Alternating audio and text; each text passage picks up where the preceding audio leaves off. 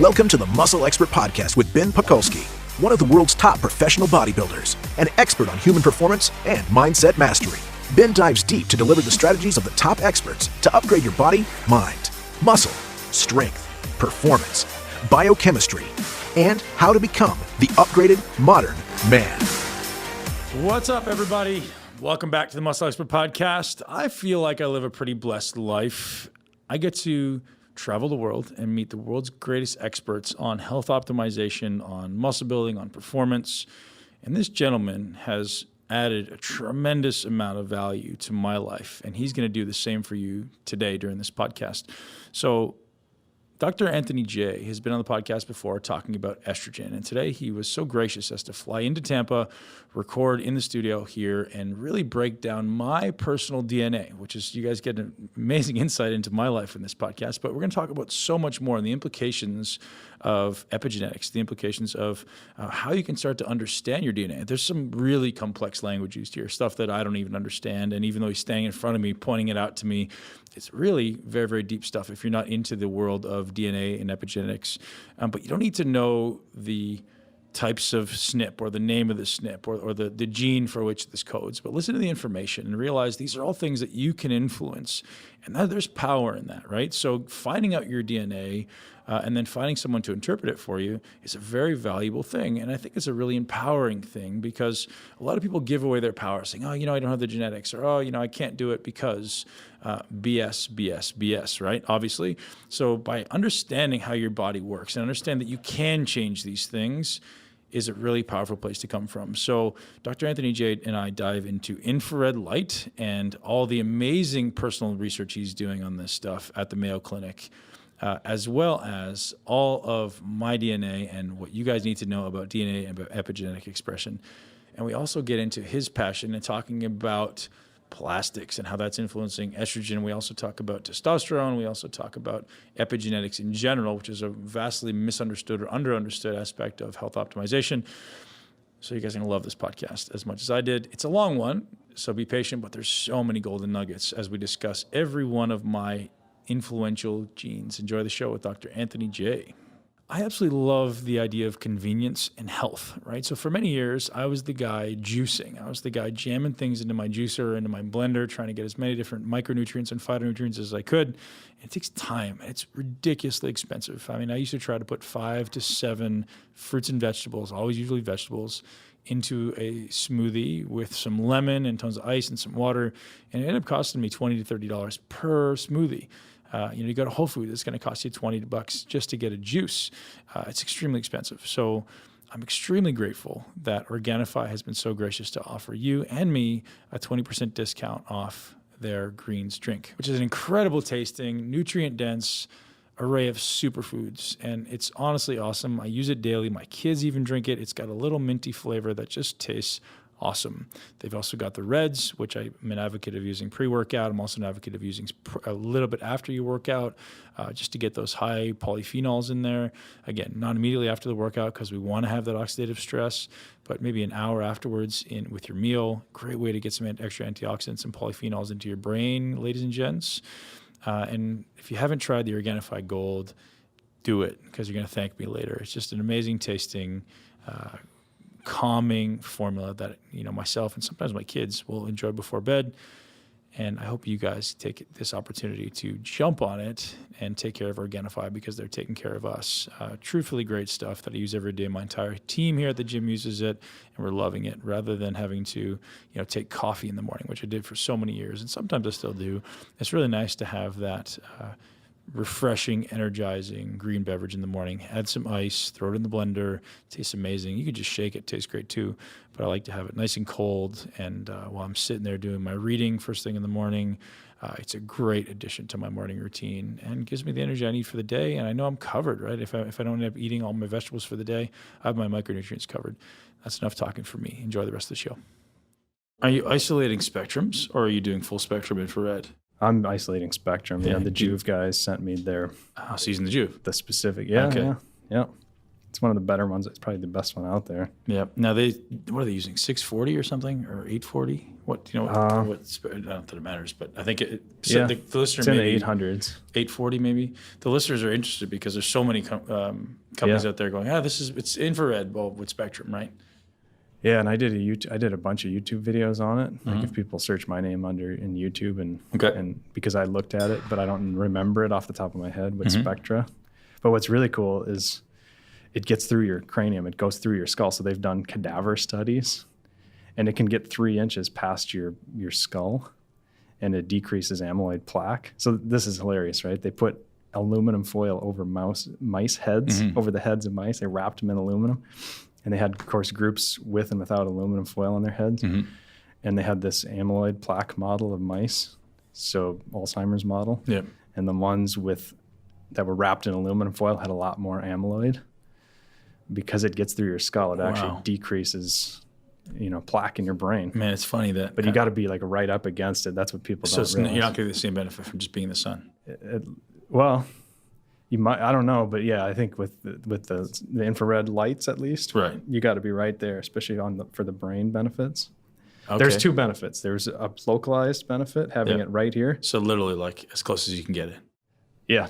And then there was a systemic benefit. So even the mice that were wrapped in aluminum foil had less. So there was a grade. Infrared hat.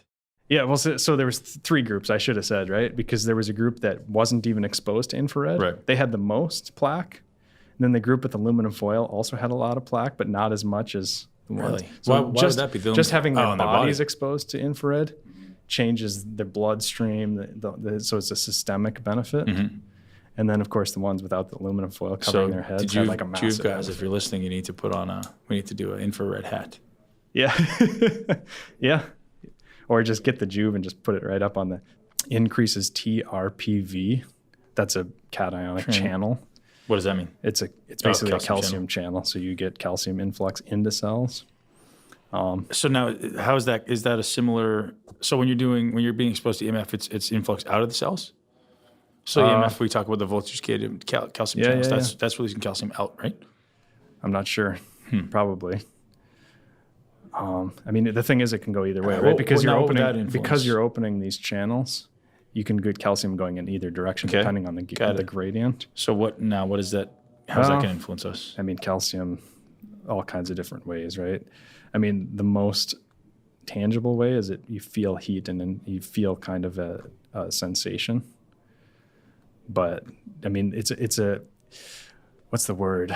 It's a good stress, right? It's the hormetic. Hormetic stress. So in other words, it's a positive stressor until you hit a certain point, and then it becomes a negative stressor. That's interesting too. Increases collagen production. Yeah, which at just very low amounts of time. Yeah, right away. With for sure. With short distance. And the reason I was interested in that is because, you got to get close, but because it's TGF beta related, and that's normally seen as a bad thing, right? Just like NF kappa beta up here.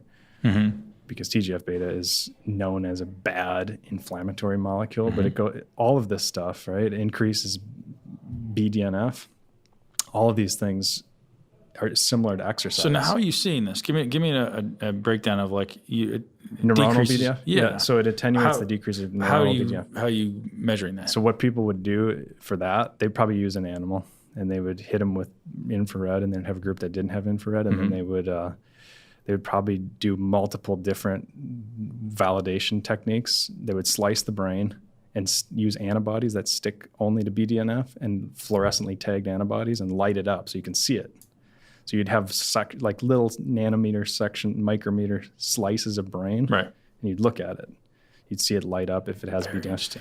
But then there's other ways to do that where you would just use the lysate. You would use the whole protein brain, grind it up, and then use antibodies to probe it. That way you can use mass spectroscopy. There's a bunch of ways. And as a scientist, what we normally try to do is do 3 different validation techniques. You don't want to just use one technique, or you're probably just not being honest with yourself. Are the Jew guys familiar with all these benefits? Because I've never heard them talk about it. They're recently on Dave Asprey, and I'm like, gosh, most scientists. If they knew all this stuff, this is incredible, man. Yeah, well, I think so too. So when I started looking at infrared, I didn't think there was much out there. If you look up infrared sauna, infrared benefits, whatever on PubMed, you don't find anything. Right. you look up low-level laser light therapy, and there's a ton of research, and that's the trick is you got to know that term. And it took me a while. It's the same mechanism. Thing. Yeah, the same nanometer wavelengths. And then you find all of these things. And of course, this is me putting it all together, trying to wrap my head around the benefits for stem cells, because apparently stem cells are the most responsive cells to infrared in terms of changes, positive or negative changes. And like I said, it's like exercise, right? The negative changes come because you're overdoing it. You're sitting in the infrared for 20 minutes or something. So it's different for different people. You think that's just a bad... Well, it depends how close you are, right? So it's different for different people for sure. And then it's different depending on how close you are to the light. So in my opinion, get right up next to it, hit 5 or 10, and switch body parts, or if you have a small one, or just turn it off, Very cool, man. So I was always assuming I needed to aim for 20 to 30 minutes, but... Well, maybe you do if you're sitting a ways and you're a big dude, and it takes a while to get through those muscles. I'll tell you, I definitively know that I feel a difference. I do too. At first, I was like, I don't know, let's try it. I get paresthesia. Really? Have you ever had, you've had beta-alanine? Yeah. You know that paresthesia feeling? I get that because of the nitric oxide release. Presumably, I'm just guessing that's what it is, but my wife doesn't get that at all. She can sit there 10 minutes, get nothing. Within about 10 minutes for me, I start getting the tingling paresthesia, and it kind of weirds me out. Yeah. Because I know I'm getting a response. But this is my actual data from my stem cells. So these are fat derived from humans. So we'll this up. We'll have Trev put this up in the YouTube video and have him just show everyone what we're looking at. So I'm getting a response with VEGF.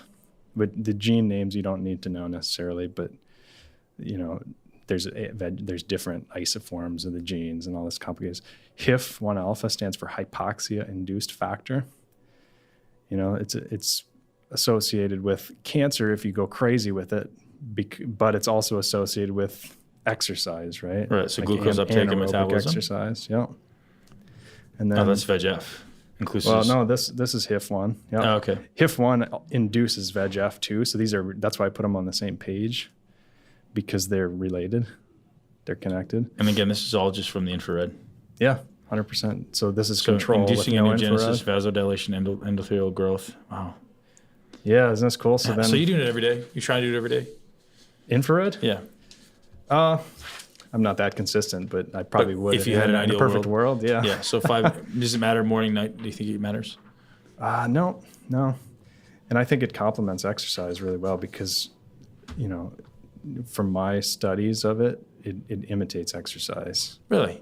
Almost identical. That's why I think it's so beneficial. So you can overtrain with infrared. Right. Just like you can overtrain exercise. Now, evolutionarily, would we have had exposure to infrared exclusively in the mornings, or would it be at kind of full spectrum throughout the day? So I heard them talk. I heard the guys talk on Dave Asprey recently, and they said, talked a little bit about how infrared has an interesting effect on how the body uses UV. So, midday we get more UV, and they said, interesting. One way to attenuate sunburn is to have more infrared in the morning because you naturally have this natural progressive spectrum. I thought that was very interesting. Yeah, I don't know anything about that stuff. Yeah, but I wouldn't be surprised if there's Man, super interesting, and it's awesome that this is coming to fruition because I think.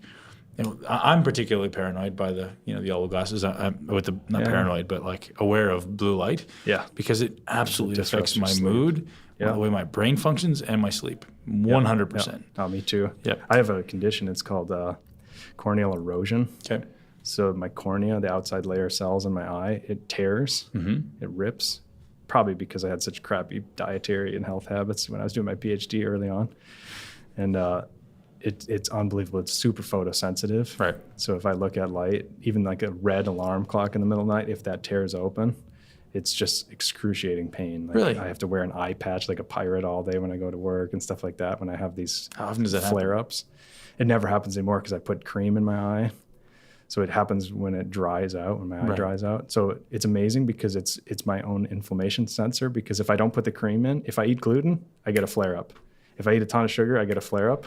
If I get stressed out, don't have sleep, I get a flare-up. But the irony of life, right? How your greatest, right? It's like a curse, but it becomes your greatest blessing because I can tell what my body is sensitive to. Right, and it probably has in some way influenced your desire to research this stuff because you're like, this is real, right? There's really something here. If nothing happened when you ate gluten, you'd be like, people are full of crap. Yeah, no, it took me a long time. I was in the conventional scientific, world in that regard in terms of gluten. I thought it was silly. I thought there wasn't anything to it. And then, throughout the years, I've realized I'm super sensitive to it. Yeah. And what it took for me was my daughter. She was getting basically loose stools, like basically diarrhea literally from the point she was born to like a year and a half. It took me, it's embarrassing to say, but it took me like over a year to figure it out. Right. And I discovered that through breastfeeding, gluten goes through breast milk. Wow. And I've looked at studies on that. Obviously, when she started eating, all these baby foods, they're doing the whole grains, and it cleared right up when we took her off. And then I said, okay, there's definitely something here. My wife tinkered with it. I tinkered with it. We discovered she's not too sensitive to it. I'm super sensitive to it. It made a huge impact on me. And then I'm saying, why? Who's been lying to me? What's going on? Right. Have you looked at your DNA for that? Like, is there? There's genes that are involved in basically intestinal strength, but there's not good genetic markers for gluten sensitivity. There's some that indicate you might be more susceptible, but there's not consistent. With dairy, there's consistent ones that you can almost predict, consistently whether you're sensitive to dairy based on your DNA, in my experience. Now, people argue all this stuff, right? Everybody argues everything. But from my consulting, I find a lot of, dairy is dictated a lot by genetics. I think the gluten thing is more complicated because it's epigenetic. It must be. It probably based on, the genes that are involved in how strong your intestine is, how rigorous is your intestinal wall, which we can look at, and I do identify those genes, but also what your parents ate, what your grandparents ate, and how active were they. That's such a beautiful thing that, we can identify these things now, and hopefully this current generation can begin to take ownership for, hey, if you ever want to have kids, start paying attention. Right. It's so important. Yeah. So this is FGF, with and without infrared. FGF1, these are growth factor genes. Yep. And other scientists have found changes in FGF. So you're seeing a decrease after 5 minutes. Yeah, but that's not significant because it's, basically you're not seeing anything with FGF1 because of the error bar. So I ran multiple experiments here. And so, if you factor in all the experiments, really there's no change. But with FGF7, you see a huge change, huge increase in growth factor 7, FGF7, which is different because that one's more involved in lung development, but also repair and repair mechanisms. Yep. And so that was interesting. And then that change drops off dramatically after 10 minutes. So again, everything that I've done. Almost like a detriment after 10 minutes? I don't think so. It's probably an adaptive response your cells have, and then it's just like hormones, right? Like they downregulate their response pretty quick. So the optimal benefits within 10 minutes. So may it be the type of thing where if you really wanted to see these growth and repair things, maybe you would do 10 minutes 3 times a day. So you increase the frequency. Yeah, I know guys that do rather than duration. Yeah. And a lot of athletes are doing stuff like this, and there's not a lot of good studies there's no studies really that you can argue one way or the other, but you can base it just on this, and I think it's a lot less stressful on your body than exercise. So if you're exercising 3 times a day every day, you're way overtraining, right? But if you're doing it with an infrared, I don't think you're overtraining. And that's the benefit of infrared on top of the training, is it can add a lot of physiological exercise-like effects, side effects almost. Right. And have you explored at all the implications of a single spectrum of light versus a full spectrum that you would get with the sun? I haven't, no. Right now I'm just using just that this one specific Juve without the red. Yeah. With the red? No, I'm using the one without the red. Oh, really? Yeah, just the infrared wavelengths. I think I'd have to double check. Maybe it is with the red. Yeah, I don't know. They have 2 options. They have one it's got multiple different wavelengths, and then one that's just one of the wavelength ranges. And I have that one because it's more specific in terms of trying to identify what's going on, and you always want to decrease your variables.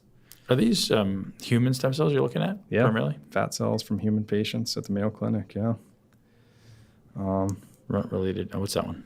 So RUNX this is a little bit specific to me and my interests because I'm in an orthopedic surgery department. So I'm interested in bone development, and stem cells are definitely, infrared definitely impacts your bones. So RUNX is a gene called runt-related transcription factor. It's involved in osteoblastic differentiation, so bone formation, bone development. So in other words, if you're an athlete, right, you want those strong bones. And this gene, look at that huge difference between no infrared and infrared. At 5 minutes, you get a massive jump in RUNX expression. So you're changing genetic expression, right? So a transcription factor, what that does is it binds DNA and then switches it on, right? You're basically switching on transcription. Right. And the transcription factor, it's not just one gene. It's a transcription factor that binds multiple places on your DNA. So you're turning on a lot of genes in concert. Now, and they're related to bone. Is the next step for this, like, okay, we've identified this happens acutely. Is the next step doing like a 30-day or a 60-day trial with a cohort and actually seeing if you see a physiological change? I think so. Is that did we start doing that yet? Nope. No, that'd be a great next step, right? Like here's 30 people, like do this for 30 days, and let's actually see if there's a physiological change in all these in like your manifestation. Or in mice, right? Usually start in some kind of an animal because then you can cut their knee open and take all kinds of chunks from everything. Well, Trevor, my producer, donated his knee, man. He said he's donated for science. Yeah, that's the hard part, right? But a lot of these people going into surgery, the surgeons are already in there. So they're happy to take a chunk out, especially if it's collagen or something, like a scar. You don't need this.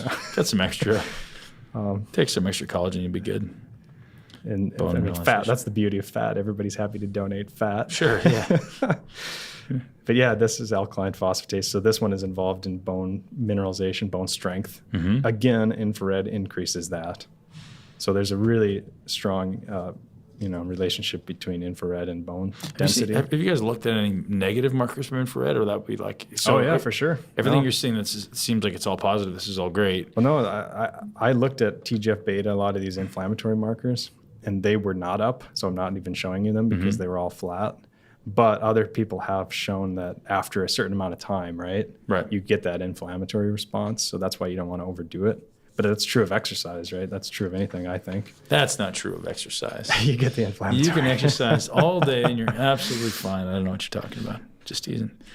Heat shock proteins. So this is with infrared as well. So the reason I was looking at heat shock proteins is because heat saunas, of course, this is a massive benefit, right, to using a sauna.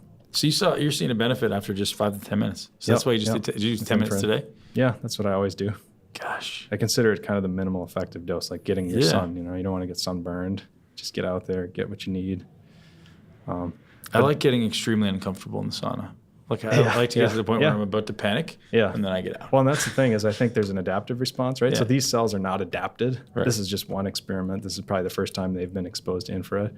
I'll bet you, and I haven't done this study, but I'll bet you if you started hitting them with infrared every day for a week or two, or they would start adapting, and it would take longer. You'd have to get up to 30 minutes. So I think that's a legitimate thing to do. Yeah, I know all Rhonda Patrick talks about is like it has to be very uncomfortable. Yeah, and I'm like, okay, I can do it. Your body's good at telling you. I like it, man. Like you're going for that panic mode, right? You're like, I have to get out. Okay, now I'm ready to go. When I feel like I have to get out, I wait 5 more minutes and then I go. Yeah, that's what I do too. What I do is I listen to a podcast so that I'm distracted enough so I'm not thinking about it. Yeah, but my phone always overheats. I prop in a towel. Oh, really? Yeah. Yeah. But the sauna I have access to is it's one of those steam saunas. Mm-hmm. And they filtered the water with carbon and everything, thankfully, at the Mayo Clinic. Yeah, which is exceptional. God, you're at the Mayo Clinic. They better be doing everything like that, right? Well, you'd think, but some places you never know.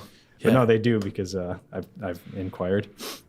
And in fact, one day the water was running black because something went wrong with the charcoal. So I know for sure they've got activated charcoal. Okay, that's good. A thumbs up for me. Yeah, and Ben Greenfield did a podcast with I forget the guy's name, Brian something, where he went in Ben's house and started checking all of the house, EMF type stuff. Yeah. So his sauna was loaded with radio frequencies and EMF. Yeah. I was like, oh, that's a huge concern. So he's like, you're basically sitting in there and radiating yourself. Yeah. So we had ours tested. Ours was good, but cell phone in there. I'm like, man, maybe we shouldn't be bringing a cell phone in there, So I was like, gosh, because you're literally in a little radiated box. Yeah. Well, I mean, there's so much exposure. What I try and do is just turn it on airplane at night. and keep it away from my bed. I know guys that sleep on their phone. Right, with it under the pillow. Under the pillow with the alarm on. Scientists. Yeah. No listeners out there do that at all. They got to check their Instagram as soon as they wake up. I need a dopamine fix as soon as I wake up. But but you can see the expression is pretty low relative to some of these. The numbers are in the hundreds here, but for the heat shock proteins, the numbers are real low. So these particular stem cells I'm looking at aren't making a lot of heat shock protein to begin with. Right. That's why it's called relative expression. So not a huge heat shock response, but that's just because they don't have a lot of heat shock protein. But that's the summary of kind of my recent, like last week's infrared experiments with stem cells. Yeah. Oh, man. It's kind of off topic from DNA. No, fun. It's honestly incredible because it's this whole biohacking piece.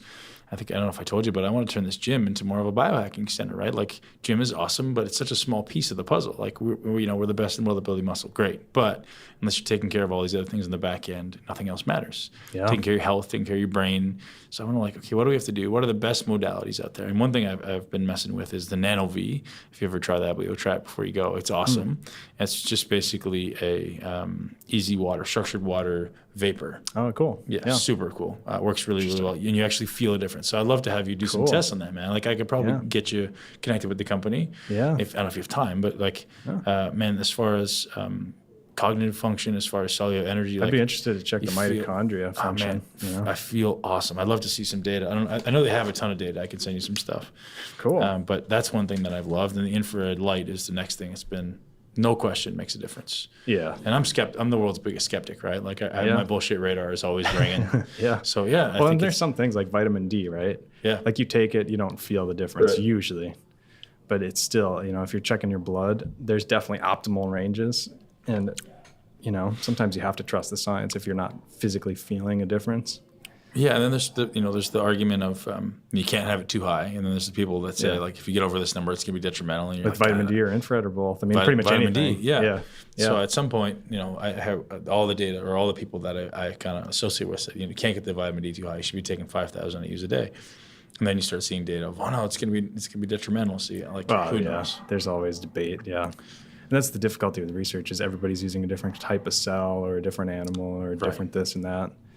And sometimes you have to just use common sense to piece some of it together. Sure. I mean, when the native tribes live around the equator, around 100 just naturally. Yeah, I think, certainly we should be above 50. Right. So the summary of all this is infrared light works. Yeah. Provided it's the right spectrum and the right amount and potentially the right frequency. Correct. So as far as the physical benefits people will see, as far as physical manifestations, energy, potentially bone mineral increase. Enhancing your bone density. Mitochondrial influences. For sure. Nitric oxide release, ATP increase. So that's energy related. Would you recommend taking it pre-workout? Infrared pre-workout? Infrared pre-workout? Sure. Yeah. You think most guys do it after. But I do it after. I think it doesn't matter probably. I mean, maybe it does. There's no studies, so it's completely arbitrary. And shine it directly on your melon. Yeah. Right. That's a big one. Yeah. The Alzheimer's stuff is really compelling. Huge. How about on your testicles? I haven't really seen the studies. I'll wait the next time we get together. There'll be some research on that. I want to see the testosterone. Yeah, so that's what, Ben Greenfield. I have a hunch that it does increase testosterone because it increases all these things that are related. Yeah, I know Ben Greenfield speaks about shining it on his junk. Yeah, he's pioneering on that one. Yeah, but I mean, most people are going to stand in front of it naked if you're going to do it, right? Sure. You're exposed. I don't have any issue. Yeah. I mean, basically opening up those calcium channels, increasing ATP, releasing nitric oxide, you're probably increasing testosterone. Yeah. Makes sense to me. Very interesting. But I haven't seen this. And combining it with a sauna. Yeah, good idea about it. Yeah, I think heat is it's unique actually. A lot of people lump it into the same category. They say, infrared, regular sauna, doesn't matter, just do it. I think they're both super powerful and unique in their own ways. I think if you do infrared sauna only, make sure you have enough heat because you do want that sweat response. You want that heat response. Mm-hmm. And as you saw here, these cells are increasing their heat shock proteins, and that's not without heat. Like, this isn't a heat system. I'm just shining light on the cells. So even without the heat, with infrared, you're increasing heat shock proteins, which is healthy. But I think personally you want sweat too, because sweat does get rid of phthalates and BPA. There's a lot of studies on that stuff. Right. So we didn't talk about that too much last time. Yeah. What amount? So like if I want, I know you did 10 minutes, but if I want to get rid of, xenoestrogens and phthalates and is it just 10 minutes in the sauna? Or is it? Yeah, I think so. 11 is, so they've done those studies with Jari Laukkanen and these multi-year, these 20 plus year. But they're using very high heat, right? Yeah. But they find that the sweet spot in terms of decreasing all-cause mortality is between 11 and 20 minutes. And I think at what temperature do they use? I don't know, but pretty high, hot. like 230 or something? I don't know, but yeah, they're Scandinavians. It's definitely heat. But those guys, I mean, one of the reasons they're increasing all-cause mortality, one of the reasons they're living longer, I think, because they're excreting phthalates, they're excreting BPA. Has specifically connected that. I mean, that's a 20-year study in humans. That's expensive, But I mean, without a doubt, right? Again, it comes back to common sense. When you hold that study, I'm the first guy to sign up for it. Yeah, when I do. I'm just going to make sweat lodges in the back of the gym. Well, they've done nicotine patches without the nicotine. Yeah. Where you have guys that sit in a sauna, people that aren't sitting in a sauna, and guys, I mean men and women on these studies, and then they show that the people in the sauna are sweating out a ton of phthalates and BPA. So you definitely want to get that sweat to excrete that, and I think jump right in the shower, get that off. Use some soap, get it off your skin because your skin loves to hang on. Hopefully a shower that has a chlorine filter so you're not reabsorbing the chlorine. Yeah. It's a big thing too, right? Because your cells are all open. Yeah. And it gets the chlorine. With the heat, Yeah. And the fluoride and all that stuff. Damned if you do. It's a rabbit hole too. Well, you have to be a That's another thing ninja. I learned when I first started recognizing that there's a lot of dogma in science that's not true. I dug into the fluoride thing because I've got kids and I want to know. And I learned, man, it's a mess out there with that. And I side on the get away from fluoride side, like stay away from it. What did you find? Well, so back in the 80s, they did studies with cows' teeth, bovine teeth. They extracted the teeth and put them in acid, like hydrochloric acid, which supposedly imitates your mouth environment, which is fine. And then they did that with and without fluoride. And they found the teeth that were in acid with fluoride didn't degrade as much. And they showed that with x-rays, all right? And that spawned this massive amount of research in fluoride and putting it in water and all this shenanigans. But then just recently, they redid that study, literally exactly the same, except they went up in dose with fluoride. So they did it with doses, but they went way beyond the dose that was done in the 80s. And went up to like 5,000 parts per million, 50,000, I can't remember, way beyond what we would normally do. And they used much better technology for imaging the teeth, the enamel. They used some kind of tomography. They used multiple techniques. It wasn't just x-rays. And they found no difference with the fluoride in that same seminal study. Right. And basically all these other studies coming in with cities that have fluoride in their water, cities that don't have fluoride, it's completely a crapshoot. It's 50-50 whether you're going to see more cavities, less cavities. It doesn't seem to matter if you're really honest and you're really looking at it. And there's so many neurological detriments. There's so many problems with having fluoride that it's not even benefiting your teeth. Right. I mean, if you really are looking at the studies, now, of course, there's biased studies just like soy and all this stuff. But if you really get into it and you're really being honest with yourself, I don't know why they would want fluoride to be pushed so much. Well, because what else are you going to sew toothpaste for? Like, other than making your breath smell fresh, like kids don't need that. They need, you need fluoride because you're scrubbing off all the sugar. Yeah, right. Yeah. Yes. But yeah, I mean, the fluoride component, it's amazing how we're straddling this line between neurotoxic levels and acceptable levels with brushing. I mean, if you're swallowing 1,000th of your toothpaste, it's borderline neurotoxic levels, based on studies. Really? Oh, yeah. And I've done the numbers, and I've, again, done YouTube on that because right now I don't have the studies in front of me, and I don't have these numbers memorized in terms of the parts per million. But I've done that calculation, and I was pretty surprised, blown away, really. So for all those kids out there that ate toothpaste as a child. Yeah. It's even worse, yeah. And then you're on top of that, you're drinking it all the time in your water. Wow. Ugh, I don't think it's worth it. Does carbon filters get rid of that? Nope. That's the only problem, right? So the carbon is great because you're getting the estrogens out, which I think is more important. I think if you had to choose, right, which you don't have to just choose one. But if you had to choose, get the estrogens out because that's a multi-generational health impact. But yeah, get them both out, right? I mean, you're messing up your thyroid gland, you're messing up your brain.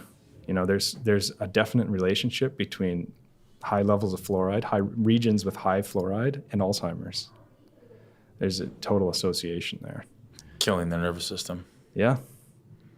So that alone, right? But there's a laundry list of problems with high fluoride, and you could probably say it doesn't have to be that high to start getting some of those symptoms. You just may not see them clinically. So it's not a risk that's worth taking because it doesn't benefit your teeth. You know, now you get it from your diet. You get it if you eat healthy organic foods. You get a low level, and that's what you need, and you're good. Right. So for a guy who fishes as much as you do, what are your concerns about our current oceans? Mercury. Yeah. Mercury. Yeah, no. Estrogen, maybe? Yeah, for sure. All the damn plastic in these things? Yeah, I mean, yeah, it's a big concern for sure. So I mean, the biggest problem with the estrogens is just killing off the fertility. So whether we're eating it or not, right, is less of a concern to me. It's just the populations are crashing out. It's killing the coral reef species. Are they doing it on purpose? I don't think so. It's probably just commercialism and laziness. And I mean, I just heard Valentine Thomas, I think was her name, on Joe Rogan. She's a professional spearfisher. Mm-hmm. And she was talking about how it's legal for these ships that are out in the ocean to dump their trash in the ocean as long as you're 2 miles offshore. And 2 miles is nothing, man. I've kayaked 2 miles offshore to fish sharks, you know? Yeah. And they're dumping all this garbage into the ocean. Of it's course, legal? It's legal, she said. And I believe her. In certain countries or everywhere? Everywhere. And people are doing it. So we're just loading up our trash in our oceans. Unbelievable, man. I thought so too. I can't believe how silly that is. Who governs that? Like, it has to be like country by country or what? I don't know. Like, how can we piss people off enough to say, like, stop fucking doing this shit? Yeah. God, that's ridiculous. Well, so the mercury, I think, is a more... Where's the mercury coming from? So they use it as a preservative in herbicides and pesticides because it kills bacteria. So it increases the shelf life. Just like vaccines, right? Yeah. Oh, okay. So they put it in vaccines also for the same reason. So that if you get a bacteria that gets into that substance, so say you've got a herbicide sitting on a shelf, get bacteria in there, they start degrading the stuff. So you don't want that. So you put mercury in so those bacteria die, right? And it's low dose, but you're spraying these giant fields. It's running off, bioaccumulating in the algae and the minnows, working up the food chain, and then it ultimately really bioaccumulates in the bigger fish. So yeah, I don't keep, like if I catch a 10-foot shark, I don't keep that. If we catch a little 4 or 5 footer young one, you know, keep that for sure. So they accumulate more over time. And I'm sure that's true of the estrogens, but I haven't seen a good study on fish specifically and how much they're getting. I've seen plenty of studies on polar bears, on sea otters, on dolphins, on whales. They have all those studies showing parabens, massive paraben stores in their fat. And in humans and pregnant women, they're always concerned about, so they look at that. So there's enough evidence where you can make conclusions from the evidence we have and kind of expand it and say, yeah, I'm sure it's storing up in the fish too. But fish aren't that fatty, so they don't. So what I do when I fillet fish is I cut off the fat. So right next to the skin, there's usually a layer of fat that doesn't taste good anyways because they store a lot of toxins in there. And you can see it, especially on fatty fish like a catfish. You know, if you look at the skin side of a catfish fillet, you take the skin off, there's like this whitish, shiny layer. You cut that off, and you see it on the salmon too. You see that gray layer. There's like a thin layer of gray. Yeah. Cut that off. It tastes gross. You know, and that's getting rid of all that. Unfortunately, it should be good DHA fat, but, you know. DHA plus mercury plus parabens. Yep.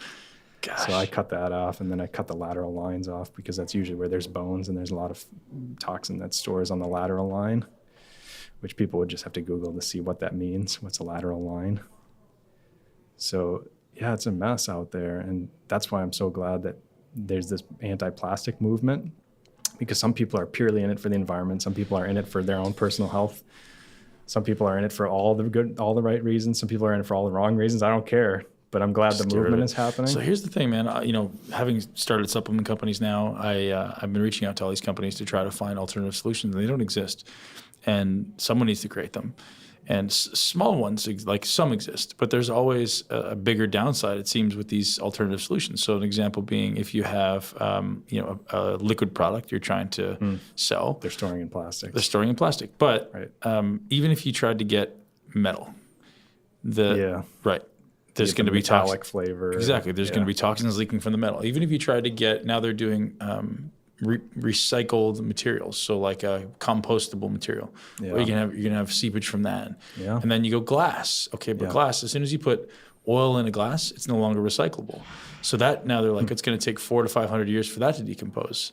And we're like, oh, okay. So we're like, we really have no other solution. So I think glass is the ultimate current. It seems that way. But that's one of the reasons the whole food diet is so good, because with the whole foods, there's no containers. Yeah, you're not doing containers, right? Like I go out, I shoot a moose, I wrap it. I literally bring, wax paper, which is actual wax, not plastic wrap. I bring wax paper, wrap it up, and I do put it in plastic Ziplocs because, otherwise it's falling out. Mm-hmm.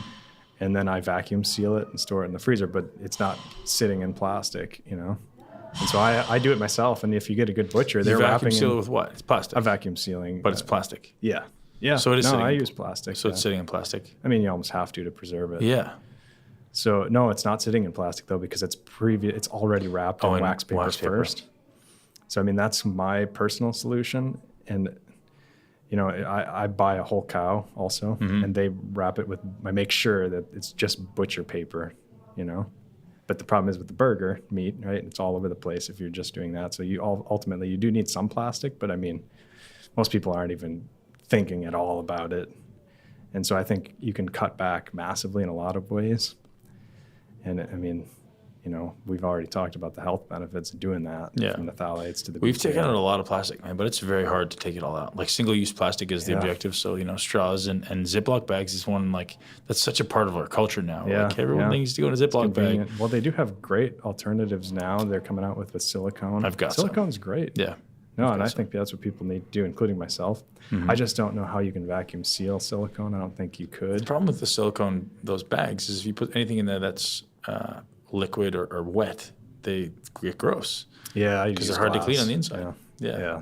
So, but then glass for kids. They're like, oh, cool. Kids got to carry big glass containers, and they're carrying 30-pound lunch bags to school. Everything seems to have a problem. Plastic has become such a huge part of our culture. Well, I'm just making excuses, to be honest. We could absolutely make a change, and we are. Well, yeah, I think people are, now that they're recognizing there's the health issues. And I don't think plastics, in terms of health, are inherently bad, but they are when there's phthalates there, and they are when there's BPA or BPS. Well, when is there not? A lot, actually. A lot of plastics don't have phthalates. They don't need to put them in there. Like plastic number 2, plastic 4, plastic 5 on the recycling symbols. Those ones, only about 10 or 15% of the time have phthalates.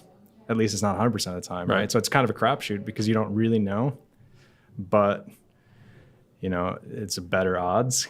So you're playing an odds game. But I think if governments just made phthalates illegal, and there's a lot of why would they put phthalates in there? Where are they coming from? Because it's cheaper. So they use them in perfumes because it carries the fragrance farther in the air, and it's cheap, mainly because it's cheap. But they say it's because it carries the perfume farther. And they use it in plastics because it improves the clarity, the rigidity, it gives it certain properties that you can tinker with whatever you want in terms of the plastic. But there's alternatives, but they're a cent cheap. They're a cent more. They cost just a tiny, tiny bit more. Right. But if they were illegal, people would use them for sure. They would use the natural, alternatives. Right. And you can't right now because the fact that they're legal forces you to use them to compete financially, or your company goes under. And that's why the laws are so important. Is that only in America, or is that in most places from your experience? Well, with the estrogen stuff, there's no question Europe is far, far more strict. Yeah. And that's because there's not so much financial connection to the government. I know a guy, Michael Skinner, he gave a TED Talk on epigenetics. Mm-hmm. And I had lunch with him, talked to him a lot. And he gave a talk in Europe about a fungicide. I think it was called vinclozolin. And the health impacts on your epigenetics, these marks in your DNA, and how bad it is for you. He gave a talk in Europe 2 weeks later that they outlawed that chemical. The whole. He had he said he had a bunch of people with suits in the audience, from the presumably government officials. But either way, they heard about it, they outlawed it, In America, it's still legal. And that talk was like 5 years ago, you know? So, I mean, it's a really frustrating system because, yeah, it's cheaper to spray these things with fungicides and just let then you don't have to take care of your farm as much to the high degrees that you would otherwise, or you wouldn't have to use more expensive natural products, whatever. There's financial incentive, which means there's political motivation. Sure. That's where the mess comes from. Man, it seems like we're, and we talk to people about this all the time, is like, do you have to be neurotic about it? I think the answer is you need to be diligent without being neurotic, right? Yeah, like you got to pay attention. And some people go through their life without paying attention to what they're putting in their body or where it's coming from or where it's being sourced. I love your approach of I hunt, I fish, and most of the stuff I eat, I've killed myself. Yeah. At the very least, you're like, hey, man, I know how it's packed. I know what's going in. I know what I was eating for the most part many times.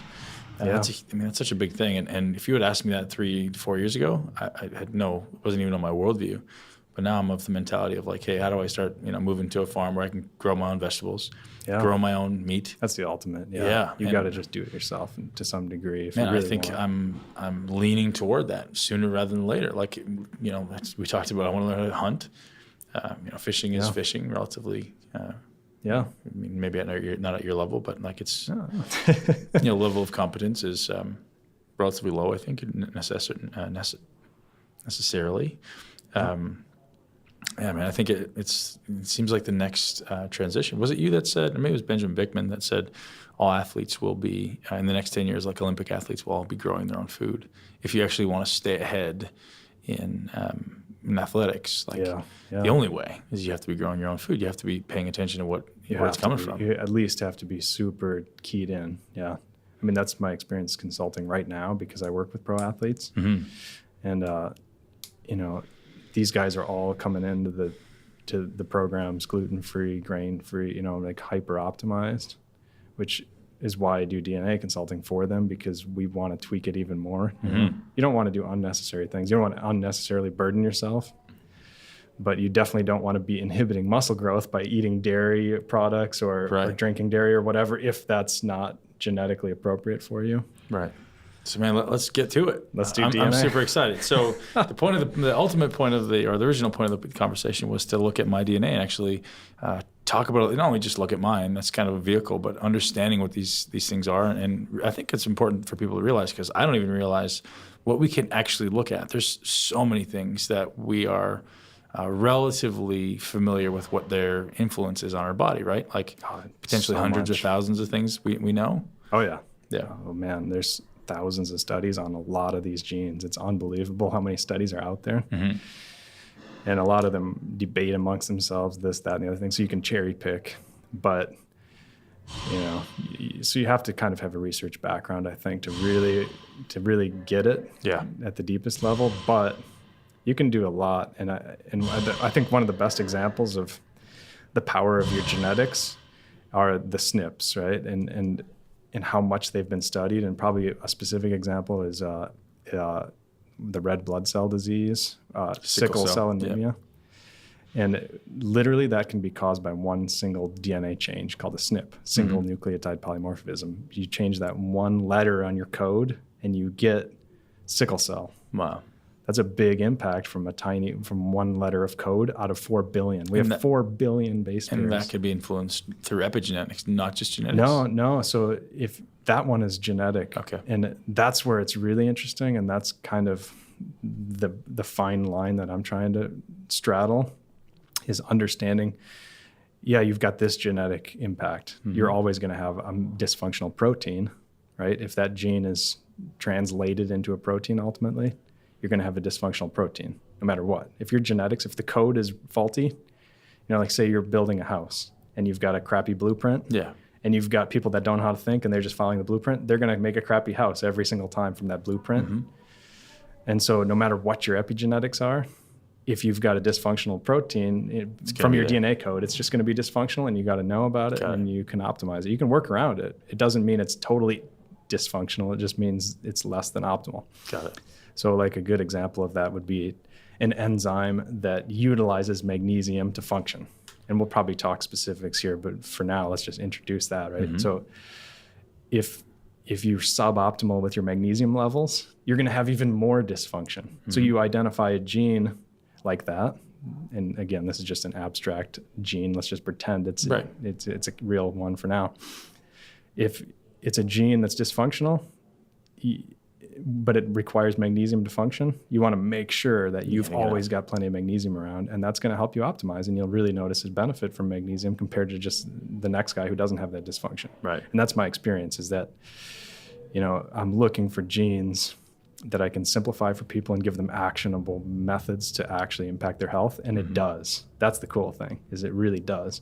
Whereas epigenetics, right, that's a more environmental difference. So you screw up your epigenetics by poor posture, poor diet, poor lifestyle, really? Poor sleep. Posture's going to affect your epigenetics? Oh, yeah. Because we both, as every listener sits up straight. Well, because it alters your hormones, it alters your electricity, your electrical signaling, all kinds of things. So, and all of those things influence the In fact, gut bacteria influence your epigenetics, and they have their own epigenetics, and most people aren't even thinking about that. And get this, inside your cell, you've got a nucleus, right, where your DNA is, and that's coated in its own membrane, but you also have a mitochondria sitting in there, and that's got its own DNA. That's bacterial DNA. It's circular. Right. And that has epigenetic marks. Epigenetic marks are marks on top of the DNA, right? So the way I explain epigenetics is musical notes. Yeah. So like if you had black dots on a staff, that would be your DNA. And I could give that piece of paper that had the black dots, and you could play a song. You could replicate it. You could give it to anybody else in the gym, they'd be playing that song. And that's your DNA, right? Simple, not a lot of change. If you'd made a change, it would cause the song to change. But where epigenetics come in, it's the chords, right? It's when you put notes on top of those notes and you play a more complex song, and you can pass those on too, right? Because if you change the chord, you can pass that on to the next generation and the next generation. And we're certainly finding that 4+ generations out, not just 3 generations, 4. Crazy. Yeah. And so you're altering those marks on top of the DNA, those musical notes, those complex notes, you're altering, but because they're easier to change. They're easier to manipulate with good posture, good hormone levels, good all of that stuff. I'm so grateful that this is coming to fruition, because it just really says that you got to step up with your life, because some people don't care about their life, right? People maybe not our demographic, but a lot of people don't. But if you start to realize, like, hey, this is going to affect your kids and your kids' kids, and ultimately everyone in the world will be influenced by the decisions you make. That's so powerful. Yeah, that's why there was just an article in GQ talking about like the potential for humanity to just completely become infertile because we keep exposing ourselves to these estrogens, and it's well known that they impact your epigenetics, and you pass that, and it increases your infertility, or it decreases your fertility, however you want to say it. And it's well known that happens, that gets passed to the next generation. So your fertility gets worse and worse in subsequent generations. And so there's a valid concern that we're doing this, at least based on animal studies. We're adversely digging ourselves in a hole that we might never get out of. And I'm more optimistic than that, but we don't know. But the DNA, but back to the DNA. Yeah. Right? Because we could talk epigenetics all day. What I'm trying to do is I'm trying to write a book on epigenetics and another book on DNA, because I think they go hand in hand. You can't completely just have one. You can't completely have the other. And people need to understand the difference between the two and the power of both of them, because they're both super powerful. So will the book just be very theoretical on how to understand them, or will it be some action items like, hey, when you have for sure, this, action. Okay. Yeah, for sure, both of them. I mean, the epigenetics, it's harder because you can't get your epigenetics sequenced. You can't go to 23 and say, hey, check the marks on top of my DNA. Because that's way more complicated. Right? Yeah, that's definitely in the future. Yeah. The problem with epigenetics, there's another layer of complexity that I'm kind of hiding from you, and that is histones. So your DNA gets wrapped around these things called histones, they're proteins, and those have marks. Those get marked, and that's another form of epigenetics. So you have marks directly on the DNA, and then you also have marks on these proteins, and that makes it way more complicated, because it's really difficult to determine the marks on those proteins, those histones. And it might even change from cell to cell. So you've got 2 cells sitting right next to each other in your muscle, 2 muscle cells. And if you were able to pull out one and then take a laser and pull out the other one, which you can do, and look at the epigenetics of those cells on the histones, the marks, it might be different. Yeah. But usually they're pretty consistent globally. Gosh. Yeah. So that's where it gets complicated and kind of hinders the future research. People are too optimistic sometimes about, science is, it's going to be easy in 10 years, right? But that part of it's going to be difficult. Yeah. That's a challenge. But the marks on the DNA directly, those ones are well within our grasp in terms of using them to improve our health. But the DNA is more practical now. And that's why I do it. You can look at your DNA and at least, like, let's say you've got a dairy issue. And let's say I look at your DNA and you don't have any genes for that. That means you probably messed it up your epigenetics. Right. Which you can potentially change. Which you can change, yeah. And what you probably did in that case is you probably stressed yourself out or ate a bunch of things that were disruptive to your gut. Mm-hmm. You punched holes in your gut. Dairy proteins were flooding in. You react to them. And your immune system maintained that reaction, that memory. The immune cells retained that memory of that reaction. And apparently your immune system never forgets an immune reaction. Apparently you always develop antibodies to it. Yeah. So, and that's one of the reasons people are so reactive to so many things in certain cases, right? You find that like Jordan Peterson's daughter, right? Michaela, I think her name was. Reactive to everything, probably because she had major leaky gut permeability at one point, and all these vegetables are pouring into her bloodstream, and her immune system is just freaking out, reacting to everything. And then throughout the rest of her, life, up to this point at least, her immune system, there's probably genetic components for sure, but I don't think she's genetically and my brain just allergic went down to everything. My brain just went down this rabbit hole of looking at my kids and going, okay, their state of mind when they're eating is going to influence their future so much, because if I'm yelling at them because they're not eating their vegetables and they get a stress response, maybe that's going to increase the gut permeability. Yeah. And then they're going to now be resistant to vegetables, which then causes a literal illness when they're eating this stuff. That's a great point. Who knows, right? Yeah, at least to some degree, right? These things are all on degrees. And one of the reasons I think the carnivore diet is working so well for those type of people is because which one is more similar to you, meat or vegetables, right? Yeah. Vegetable cells, they're so different than human cells. The cell walls are just completely different, all this stuff. So, of course, your immune system is going to be more sensitive to those type of insults, those changed cell types, compared to meat, right? Which, there's some reactive potential with meat, with sialic acid and all this, but not near the level of plants. You know what I mean? But you're just ultimately eliminating everything inflammatory with the carnivore diet. And you're like, hey, I know my body tolerates this well. Makes sense. Yeah, and I'm sure all those people, Chris Bell and all these guys, they've had a point in their life where they've punched so many holes in their intestine. Well, with the pharmaceuticals, right? Well, that too. Chris has been, very open about his addiction to pharmaceuticals. So, that's the worst thing for your gut, right? That's destroying everyone's gut. Well, it depends on the pharmaceutical, but yeah. And he may have already disrupted it. And then there's always the genetic component of how tough was your gut to begin with, right? A lot of people, in my experience, they've got incredibly strong intestines, like iron stomachs, they call them. People say, I have an iron stomach, I can eat whatever I want. And that might be true, but then you start to see the health impacts on their kids and on their kids. And that's where it starts to come out. Oh, wow. So it's still storing these things. They still shouldn't have messed up their guts. You know what I mean? Wow.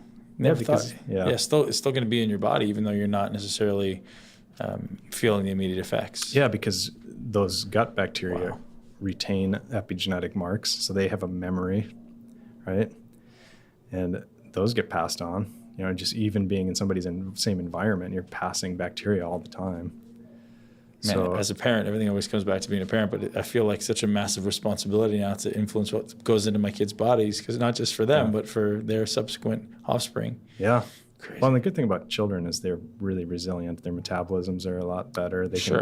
And that's a good thing and a bad thing, right? Because if they're sensitive to gluten, you probably don't know it because it doesn't manifest. It's kind of like if a teenager gets drunk, they might have a little hangover and then they're good. If you get drunk at age 50 or 40, you're getting a little bit of a hangover. Yeah, exactly. And that's because of metabolic changes. And so children, they're susceptible to these chemicals, but they bounce back quicker, so it's harder to notice. So I think a lot of the responsibility is on the parents to discover what their health issues are and try and use that knowledge to improve the health of their kids before the children start manifesting a problem.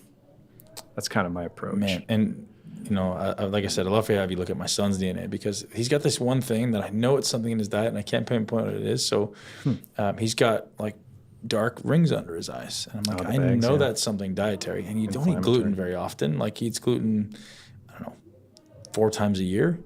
And it doesn't seem to make it worse, not immediately. So I'm like, God, what is it? There's something in there that's pissing him off. And I'm wondering if it's dairy. Like I know you'll tell me in a minute, but I have a dairy thing. I can't even remember because it was a while ago when I looked at your DNA. Yeah, so I'm pretty like, sure it's on there. He eats a lot of dairy, but I'm like, usually young kids are okay with dairy.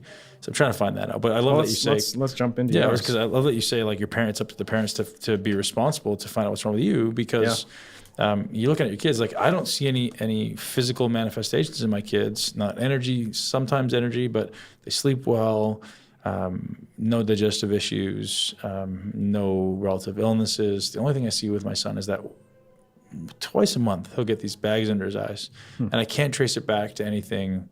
Maybe he's sleeping poorly, but why are you sleeping poorly? You're a kid. You should be sleeping like Yeah. So there's got to be something there. Yeah, let's try and piece it together. So basically with the DNA, right, you were asking in the gym this morning when we were lifting about SNPs. Yeah. And so 23andMe just does SNPs, which stands for single nucleotide polymorphism. Right. And that just means a single DNA letter change. Got it. The letter code is ATGC. Those are the letters. And so you've got 4 billion of those, right? But within that 4 billion, there's certain regions that are called genes. And I know you know this, but I'm just kind of trying to make it even more simple. And within those genes, right, there's changes between people, and they're consistent. There's consistently SNP differences within certain DNA letters. And the beauty of SNPs is scientists have studied the crap out of them, so that there's thousands and thousands of publications on one SNP in a lot of cases, right? And I mean, dozens of studies on most of these SNPs. And that gives me as a scientist a really good idea of what happens in terms of the health. And the reason for that is because mostly there's not that much difference between people's DNA. But you find a SNP, like say we compare our DNA, which is what they did originally, right? They just did one guy, and there's nobody to compare it to. So how do you know this is a good gene, this is a bad gene? Because you can't compare it. Mm-hmm. But then as we've amassed thousands and literally millions of people's DNA, then scientists have been able to compare databases worth of this stuff and isolate when this code changes in this way, you get this health impact, right? And that's the beauty of SNPs is the volume of studies are just unbelievable. And so there's 2 ways you can do your DNA. You can do a whole genome sequencing, which means it's about $1,000 and you literally know every single letter in your DNA code. All 4 billion of the letters are known. Or you can do the 23andMe type thing where it's $100 and you just know the SNPs, and there's about 500,000 of them. They used to do 1 million, but now they do about 600,000, which is unfortunate. I was really frustrated with them when they lowered their quality of their product. But it's still far superior than other products out there, in my opinion. Is that the best one? Yeah, 23andMe. And shout out to GlaxoSmithKline for having purchased them now, which... Oh, really? Did they? You didn't know that? Yeah. No, Glaxo purchased them, it was less than a month ago. Wow. And which tells you where that's going, right? Like they own everyone's DNA now, which is... Yeah. It's always you saw that privacy is an issue. So what I do with my pro athletes especially, and what I've always done, use an alias when you get your DNA done. And if you buy a bunch of them together, call yourself John Smith or whatever. I mean, I can tell as a scientist if it's a male or a female, but I can't 100% say this is your DNA, if you're using an alias all the way through the process and unchecking all the permissions boxes. And that's what I recommend for people. I know some people have sent me their data via these encrypted email servers in Switzerland, like Proton Mail. I have those I have accounts with them myself so that people can do it all encrypted. But I don't think it's not necessary to go there. Like some people steal your DNA? No, because you can't do that much with it right now. But there might be in the future. Like what would they do with it? Well, the biggest concern is health insurance. So health insurance gets a hold of it and says, you're predisposed to have this issue. We're not going to cover it. Wow. Something like that. Wow. But there's actually laws against that right now. It's called the GINA Act, I think, GINA. genome, something. I don't know. I'm not super familiar with the laws, but right now the health insurance companies aren't allowed to do that. And hopefully it stays that way, but you never know, right? Use an alias. It's not that hard. Sure. And it's amazing how many people don't. And that's okay too, like if you've already got it, you haven't used an alias, what are you going to do? Yeah. But the pro athletes, they're more worried about people taking their DNA data and just exposing it publicly, and who knows, you know what I mean? Like, it's just an additional level of privacy intrusion. But anyways, the point is 23andMe, they're super good, frankly. Again, they've downgraded a lot of their detox genes and things that I used to tell people about. So you can't learn quite as much, but they literally have like a 99.9% reproducibility. So if you sent a sample this week and one next week, and it's just a spit sample, you spit in a tube, as you know. Right. Yeah. You're going to get the same data. I'm going to get the same data as a scientist, which is a huge relief for me, because you don't want somebody to send two different samples and then have the results be different. And then I don't know, I'm not confident in what I tell you. And there's never 100% confidence. And that's why there's all these silly disclaimers, like it's just entertainment and all this stuff, because you don't want to make too strong of a conclusion, because there's always that option that it might be an error in the software, an error in the DNA sequencing process, something like that. Right. So that's always just one of those underlying things, but people are aware of that, right? And it's almost uncanny what I can get from people's DNA. And again, it's because the SNPs are so well characterized by scientists. If you did your whole genome, since they haven't studied most of it, because it's not genes, it's not making a protein, I couldn't tell you anything. I couldn't tell you much more than if you just did your SNPs. So by testing the whole genome, they're testing the histones, they're testing the epigenetics as well? No, not the histones, not the epigenetics. No, it's just the DNA code. So epigenetics are the marks on the DNA. You can sequence that, and it costs, the last I checked, I called the company about doing it myself, it was $20,000. And because there's so few people that have done it, you wouldn't even be able to compare it to anybody. Yeah. So I do it at the Mayo Clinic in my lab. I check, what I've been doing is doing next generation sequencing, it's called. Mm-hmm. But that's a whole other can of worms, right? Like I'm looking at RNA expression changes and epigenetic regulators and using software with that. But that's purely research based, what I'm doing for that. And that's going to be important in the future. But for right now, it doesn't impact our health, your health. So we'll just ignore that. Right, it's for your kids. Yeah. And for optimizing and all kinds of things, I think, and for everybody, right? Not just me, but it's going to be huge benefits for a lot of people across the board, especially with the stem cell world. But again, and I'm trying to optimize stem cells, because if you're going to inject stem cells, there's a lot of variables. If you take them out of a male compared to if you take them out of a female, it's going to be different. If you take them out of a healthy person compared to an unhealthy person and inject them back in, it's going to be different. If you take them out of this site versus that site in your body, it's going to be different. Really? Oh, for sure. That much? Yeah, because there's brown fat, there's beige fat that's between white fat and brown fat, full of mitochondria. There's different signals that are right there locally, that are happening. These cells are communicating with molecules, and they change, throughout your body. Maybe seasonal differences, hormone differences. There's a lot of variation. And that's what complicates the stem cell world. So would you want brown There's fat? A lot of opportunities to optimize. Would you want to? I don't know. You don't know. Yeah, nobody Hard knows, but I think that would be cool. Yeah. To isolate stem cells from brown fat. I'm sure that would be really, beneficial, but nobody knows. That's why there's a lot of openings here. The problem is there's a lot of new restrictions legally on using stem cells, and that makes it difficult to motivate the bottom line, right? It makes it difficult to motivate scientists to do the research because the money's not there at the end of the tunnel. Right. So then they start shifting away from it. And that's a huge problem. And it might even impact me because I don't have a lot of choice in that. If the institution I'm at says we're not going to place as much emphasis on stem cells, now we just want you to focus on what they're excreting, called exosomes or that sort of thing, because you can patent those. Because it's always about, now it has to be about patentability because there's so much regulation on the stem cell injections now.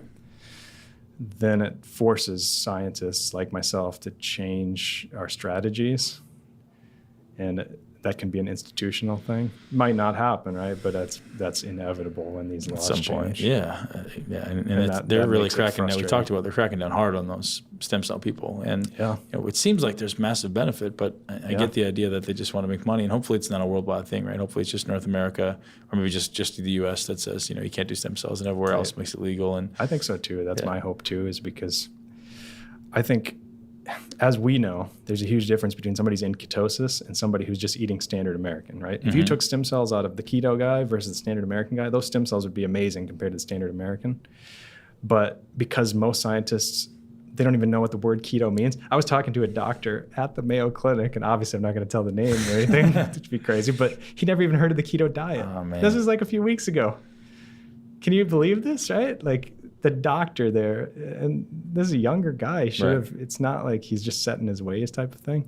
Never even heard of the keto diet. And it's like, of course, they don't have a recognition that if you take stem cells out of a keto guy versus a standard American guy, the stem cells are going to be different, and they're going to be a lot healthier from the keto guy, because they don't even know what keto means. They don't even know. They don't recognize that as a category. Since we're on that topic, what are the other dietary or biological influences that would impact stem cell viability, stem cell health? Everything. Yeah. So there's nothing else that stands out as things people can do immediately to improve their stem cells. So if I wanted to go for a stem cell, exercise, right? Yeah. Everything. I mean, anything that is beneficial to your health is beneficial to your stem cells, including your gut stem cells, which are massively important in regenerating the gut lining. And there's so many things. I mean, these environmental toxins we talk about, they're screwing them up, right? But you talk about benefits, infrared, right? It's benefiting them. I mean, we just looked at data. A huge list.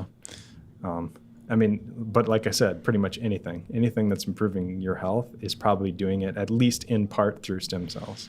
One thing that I was curious about that I never asked anybody is the impact of caloric restriction versus caloric excess on stem cells. Yeah, I've never seen a study. But I mean, I could make all kinds of inferences what it probably would see, but I don't know for sure. So, assuming calorie restriction may be better, would be beneficial. Yeah. I mean, because you're changing genetic expression in a lot of different ways with ketones. But again, most scientists aren't studying that because calories in, calories out, baby. It's all about calories, bro. So that's all they're thinking about. So because these scientists are trained that way, and trust me, I was trained that way. I didn't realize there was a difference between, good fats and bad fats and all this. And I'm fairly recent, PhD. It's not like I got mine in the 70s or something. I should have been taught this, but, it's so ingrained in the system and the textbooks that, as long as you've got how'd you get so smart, man? Number, self-taught stuff. Reading everything. You just have to work. Yeah. And that's it's too bad. But, and 4 kids. You're a machine. Oh, yeah. You're a machine. All right, man. Tell me what's messed up about me. Oh, you got it all categorized too. Well, so open your folder. Oh, okay. So normally I do this on Skype, and I email this to people, but here's your nifty little Thank you very much. So what I do is I usually start with detox genes. Amazing. Right? Because that's what I wrote my book on. That's what I'm obsessed with. I need to know. And I have an idea of what my detox genes look like. And you had pretty good ones. I know you say your genes are bad. That's good. But your detox genes are pretty darn good. Oh, that's great. And I'll give you an example. So if you go to the last page on that first handout, so the overview here and what I do with my consulting clients, I used to just do pro athletes, by the way. Now I open it up to everybody because I see such a benefit for people with this. So this one, the in general page? One more page back. This one. There you go. What I do is the first half is usually about detox. Got it. And then the second half, anything else that comes up in my screen that might be related to sleep, longevity, muscles for you, right? I try to tailor what I'm looking for based on the person's needs. Yeah. Oh man, I learned a lot this morning, by the way. That was awesome. Great. So in terms of your detox genes, I listed the key ones here on this last page, and they're in gray highlight when you have a plus. Okay. And I'm using plus to signify you get a bad copy from your mother and a bad copy of that gene from your father. Cursing them right now. Well, you shouldn't be because they're pretty good. Most people have like 10 detox gene issues. Okay. You had 4. 1, 2, 3, maybe you could say 4 because you had 2 on the COMT gene, right? Yeah. So tell me about the COMT gene, because I knew that. I knew that double knockout. Yep. And the first one, the V158M, just so you know and so your listeners know, that's, so you have this gene, which makes a protein, right, called catechol O-methyltransferase in this case. Whatever, they have these wacky names because we're wacky scientists. Mm-hmm. And the protein will be a certain length of amino acids, like 1,000 amino acids or whatever. But let's say position 158 is screwed up, which is what's going on in this case. Mm-hmm. Normally you'd have a V at position 158. Instead you have an M. That's the mutation, quote unquote. So V stands for valine, M stands for methionine. Okay. Those are amino acid abbreviations. So just like DNA has code, proteins, amino acids are, we have shorthand. Okay. So this particular plus causes a 40% reduction in COMT activity. It's pretty well established. It's well studied. So that's what I'm doing with page 4. You don't even need page 4 on this report I sent you. I just want you to see it and kind of get an overview and recognize you don't really have that many genes. The only other thing before we dive into COMT is that you see your vitamin D receptor gene, VDR, this one. Yep. And then you see CYP1B1, this one. Yep. You have multiple spots on that gene, 432, 453, right? You have multiple positions that are plus minus, meaning you got a bad copy from one parent and a good copy from one parent.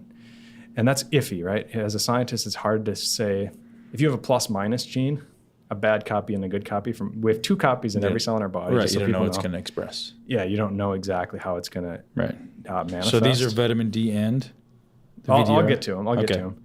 But I just want you to know that if you've got multiple plus minuses on the same gene, then it usually does cause a health impact. If it's just one spot that has a plus minus, it's pretty iffy in terms of... So the CYP gene's got many spots. You have 3 spots on yours.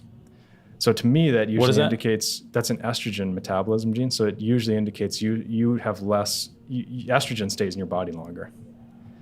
So like aromatase inhibitors, things like that would be more important for you because you don't want testosterone converting into estrogen. You don't want these artificial estrogens we talk about. But again, it's plus minuses. So it's harder for me as a scientist to say, here's a really tangible thing. But people with plus CYP1B1s, almost always, I consult with a ton of people, they always have estrogenic issues, like the man boobs when they get fat, they store a lot more fat. You go down the list of like what estrogen symptoms look like, they get them, and that's one of my favorite genes to look at because I wrote a book on estrogen. And I send people my book for free when they've got a plus in that gene because I really want them to improve their health. And I want them to at least see the top 10 list that I have and say, look, you got to at least avoid the big ones, Right. But that's page 4. So again, you don't need page 4, but let's go back to page 2 on that handout. And that's where I give you actionable ideas on what you can do for your gene. So let's start with the COMT, right? So I start off by saying, here's what I found based on my analysis of these genes. Based on your specific plus COMT, again, that stands for catechol O-methyltransferase. I recommend eating more salt and drinking more water than the average person for you. Oh yeah, I already do it. Yeah, and the reason for that is because catecholamines aren't being broken down as well in your body, and that signals your kidney to excrete it's the Hulk smash gene, right? What's that? Hulk smash gene. When I get stressed out, I stay stressed out. Is that what the cat? Yeah. Well, adrenaline stays in your body longer too. So, which I find this one frequently in athletes because you get a little bit more pump when you're adrenalized. You get addicted to adrenaline a little bit easier. It's fine. No. And sometimes that inhibits sleep. So if you work out too late in the evening, it's gonna disrupt your sleep, especially if you're tracking it with like an Oura ring. That's why I've got the blue blockers on, man. This makes such a difference for me. Yeah. If I block my blue, especially at night, interesting, I sleep like a champ. If I don't, I don't sleep poorly, but I don't sleep well. Like it's not deep. Yeah. So that's real simple, right? I mean, it sounds like a problem. We got plus genes, dysfunctional genes, but really, a lot of it helps people in terms. Have you heard of the book, The Salt Fix? Yes. Really interesting guy. I think he was on the British Journal of Medicine as an editor and all of this, like a good scientist. And he's got all kinds of interesting physiology, and he's done research on salt and how important it is just for general muscle function and optimization. So for you, it's super important. And I recommend magnesium supplementing in the evenings for you to help kind of suppress this maybe hyper-responsive system that you might have. right? And you probably already do that. I do. But it'll now, help is methylation something that I would want to look at for supporting CompT, or is that not influence CompT at all? Yeah, no, that's important. Yeah, and magnesium will help with methylation, just because it's involved in these enzymes. But yeah, I mean, you can translate this in a lot of different ways. But I think the biggest thing is the salt and water, because you're getting that out of your body quicker than the average Joe. And I also think people way overemphasize this idea that we need to hydrate, we need to overhydrate, drink water all the time. Mm-hmm. I think that's over-exaggerated. But if your genetics are such that you've got an issue in this gene, I think that is important, right? So this is a perfect example of. So how is it just a matter of like more excretion, or is it a matter of actually I'm going to excrete more salt and water because of this CompT gene? Yeah. I'm going to do both. So like meaning, will this CompT double positive increase my sodium excretion? Yes. Presumably, yeah. Okay. Yeah. And so it's a perfect example of how you can't generalize in the dietary industry, right? Because if I was just telling everybody to drink more salt or eat more salt and drink more water, probably wouldn't be a great recommend. But if I looked at your genetics specifically and said, well, yeah, you need it, but then I might look at Drew's genetics or whatever, right? Derek's genetics, and he might not have that. And then it'd probably be overkill. You'd just be unnecessarily increasing urinary output and whatever, maybe stressing your body out in a certain way. But for you, that's important. The next one's vitamin D. You had a couple plus genes in your vitamin D receptor. You know what? I have a paragraph here on an additional paragraph just stating that if you have high D levels and high estrogen, it'll further inhibit your COMT gene. Oh. Yeah. So I can't get too high with my vitamin D. Correct. Got it. Or if you do, at least make sure your salt is high, your water is high, that sort of thing. But yeah. But what's tricky in your case is you had some vitamin D receptor issues, and we'll get to those. But just keep that in the back of your mind for now. So just keep my estrogen in check. Estrogen's the biggest one, yeah. And then your MAOA gene, monoamine oxidase. This one, MAOA is real similar to COMT in terms of the breakdown products and the pathways. But this one is more specific to tyramine-containing foods. They usually decrease the function of this enzyme. So you want to be more careful than normal about fermented foods and cured foods and aged foods. Now, most people, those are super healthy. But for you, you might either not notice the benefit, or you might feel an adverse effect from fermented food type stuff. Meaning it will give me an increased adrenaline or increased likelihood of keeping adrenaline elevated? It could, or it's just going to throw off your physiology in general with your salt and your water and your catecholamines. And just my experience too, I'm always trying to figure out practically, okay, if you're eating fermented foods and this person's eating fermented, you might have an issue, but then this person might have just great benefits. And it's like, well, what's the difference, right? And it's not always genetic. Yeah. I don't eat any cured aged foods, any processed meats, any fava beans, and I drink profuse amounts of beer, but only on days ending in Y. So man, excellent. Great information. And then the next one and the last one is your CYP2D6. You had a plus in that one. That gene is a liver enzyme, right? Humans have 2,000 enzymes in our liver called CYP, cytochrome P450 genes, that are involved in detoxing, so breaking down chemicals. This particular one is involved in prescription drug breakdown. Literally about 25% of prescription drugs are broken down by this gene. Okay. And when drug companies go through the process of FDA approval, they look at which CYP enzyme breaks their drug down, because it's important for them to know, like, how long is it going to stay in your body. And so this is well-studied stuff, thankfully. And so obviously 25% of drugs is a huge list. I'm not going to list that, but you can easily go to Wikipedia or something and say CYP2D6 drug list or something, and it'll show all the drugs. And then if you get a prescription, you just want to look down that list and say, yeah, this drug this one will probably stay in my body a lot longer. How long exactly? Not super well known, right? All these aren't super well characterized, but you want to have your radar up high for adverse effects. So you want to look at the adverse effects of that prescription drug and say, yeah, I'm probably more susceptible to getting those.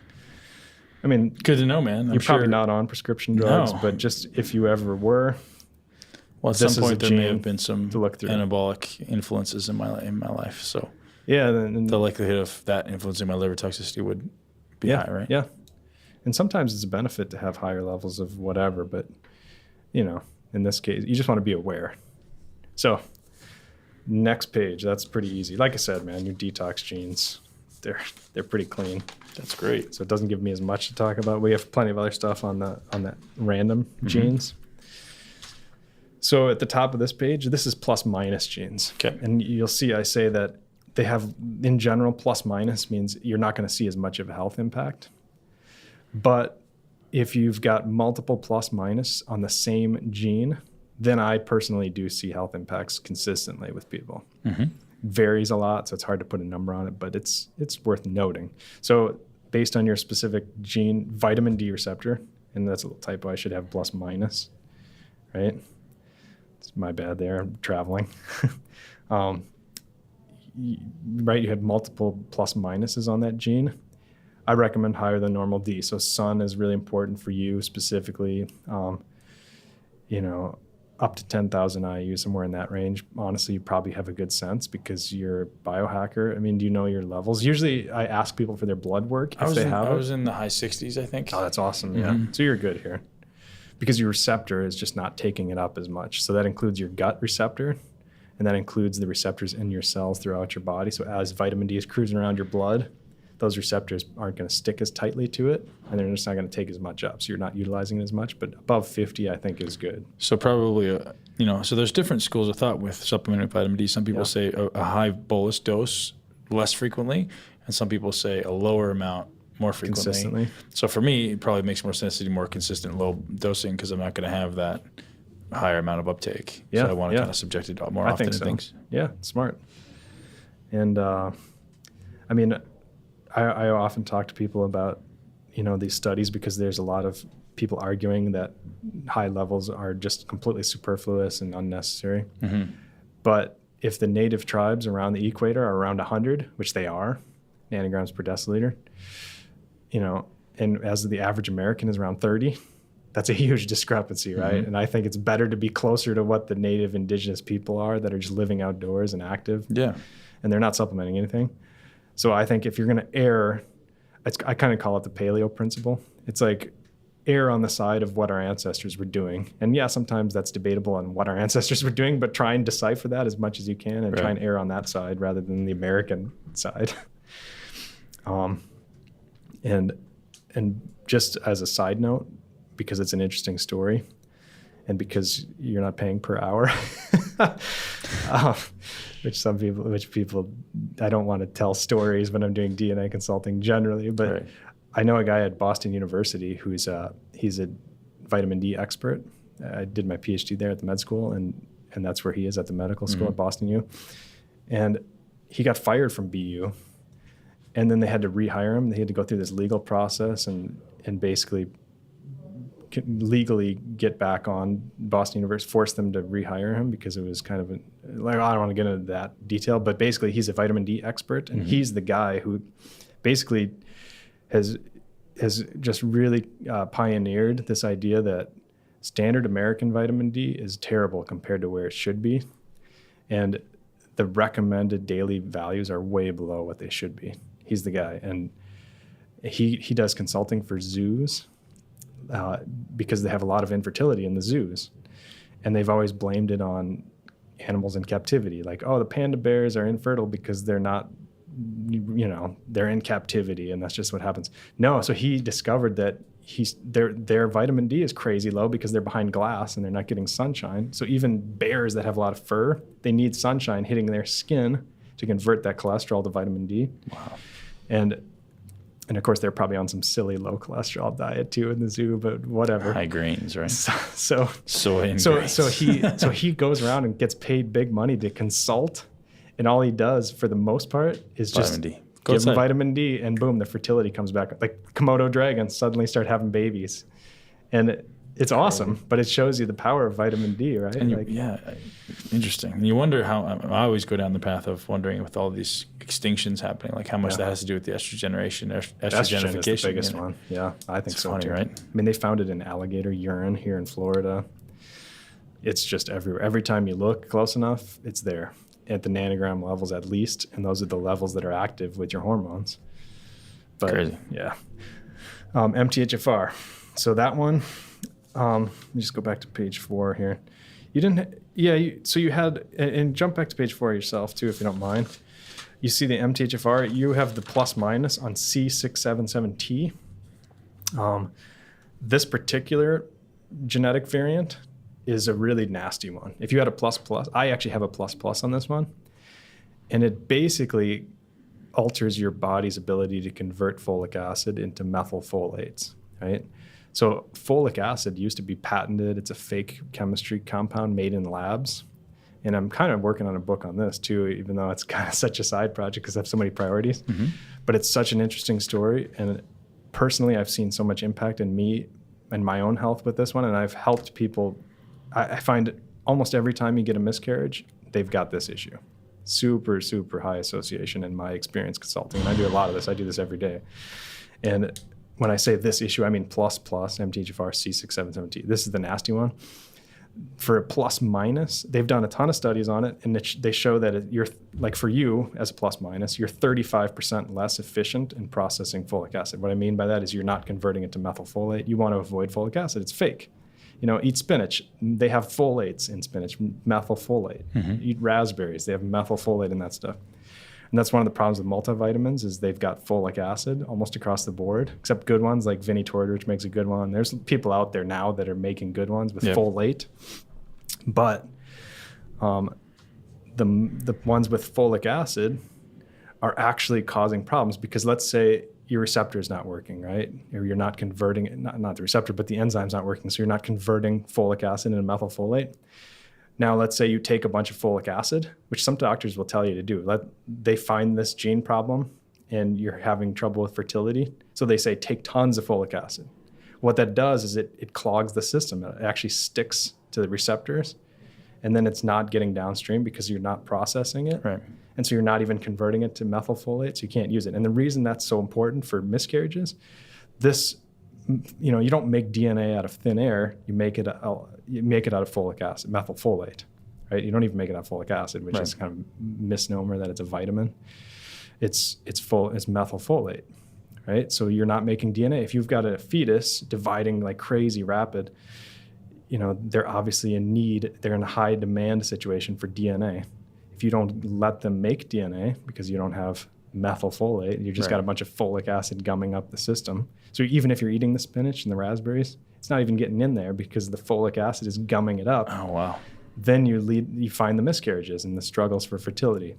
On top of that, you throw the estrogens in and all this stuff we talk about, and boom, big problem. But if you had a plus for this, you'd be 70+% less efficient in processing folic acid. Super well defined, super well characterized, thankfully.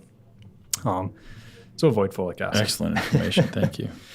And the paragraph here kind of just mentions some of that stuff, how you probably want to take folates or at least eat them. Mm-hmm. I like to err on the side of eating things instead of supplementing them when you can. But it's always good to have the methylfolates around, for supplementing. And I want the grains that are rich with folic acid. Right? Yeah.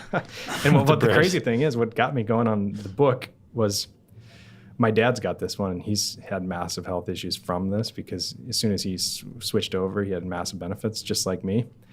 And then since 1998, the U.S. government mandates that they put folic acid into wheat products, into a lot of these grains. And so they're literally forcing it in the system because they think it's preventing miscarriages, or issues. And then it's actually causing more problems in people like us with the folic acid issue.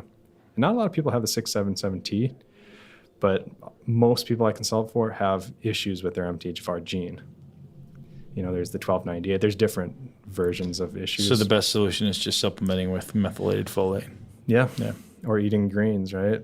But again, you have to avoid folic acid. That's even more important. And then the other thing that's interesting about MTHFR is it's involved in heavy metal detox, getting heavy metals out. So cooking on aluminum foil would be not ideal for you. That stuff bioaccumulates in your brain, titanium, all these heavy metals, you're probably more sensitive to them. I agree. So that's pretty simple, at least in terms of practicality. And then your BHMT gene, you had a couple of plus minuses on that one, right? So overall, you didn't have that many plus genes in your detox genes, but you had a bunch of plus minuses, right? So you had multiple BHMT genes. Mm-hmm. And this one stands for betaine homocysteine methyltransferase. So it's involved in processing homocysteine. So usually people with gene issues here, they have higher than normal homocysteine, which is kind of used as a marker for inflammation and other things. So it's something you should watch for in your blood. And if you do happen to have it, it usually helps if you get a lot of B6, that'll lower it down. Okay. And it's important that you get meats because meats, have a lot of these Bs, especially B6. And so some people genetically, they're pretty good for vegetarian, vegan. I'd say you're not, because it's better to get the sources, the B vitamins, especially B6 from the meats themselves. You don't have the vegan gene. And most people don't, but I have consulted for vegans that actually genetically can handle it, which is rare. I mean, so how much do you consider blood type? So, there's these people who have the blood type mentality, right? Yeah. You don't? No, I don't. But is there any way to look at how DNA is influencing someone's blood type? I could tell you your blood type just based on your DNA. Oh, can you? Yeah, to some degree. I don't know my blood type. I didn't look. Yeah, okay. I just figured, no, it's not that important to me. Yeah, because it could be. I haven't studied it. I'm open about, to the idea. Yeah, there's all people talking about, well, if you're this blood type, you should be this way. So I think my blood type is a vegetarian. A vegetarian? That's what they suggest I be. Oh, really? Yeah. Yeah. Well, I mean, the problem with that is it would be short-sighted too, because you could have XYZ blood type, but then have a bunch of genes that are involved in processing these B vitamins and then, making meat way more important. Yeah. Or less important, So, and pistachios, by the way, are also real good for B6. Okay, good to know. And what's interesting here is zinc helps this enzyme function. It's a zinc-dependent process. So I say make sure you get zinc, and we'll come back to that later and others. So keep that in mind. Okay. And then finally, the last one on here is your CYP1B1. And again, I have a typo because it should say plus minus. I don't normally have those typos, but these ones it's auto-correcting. Yeah, and CYP1B1, it's involved in estrogen clearance and some smoke compounds.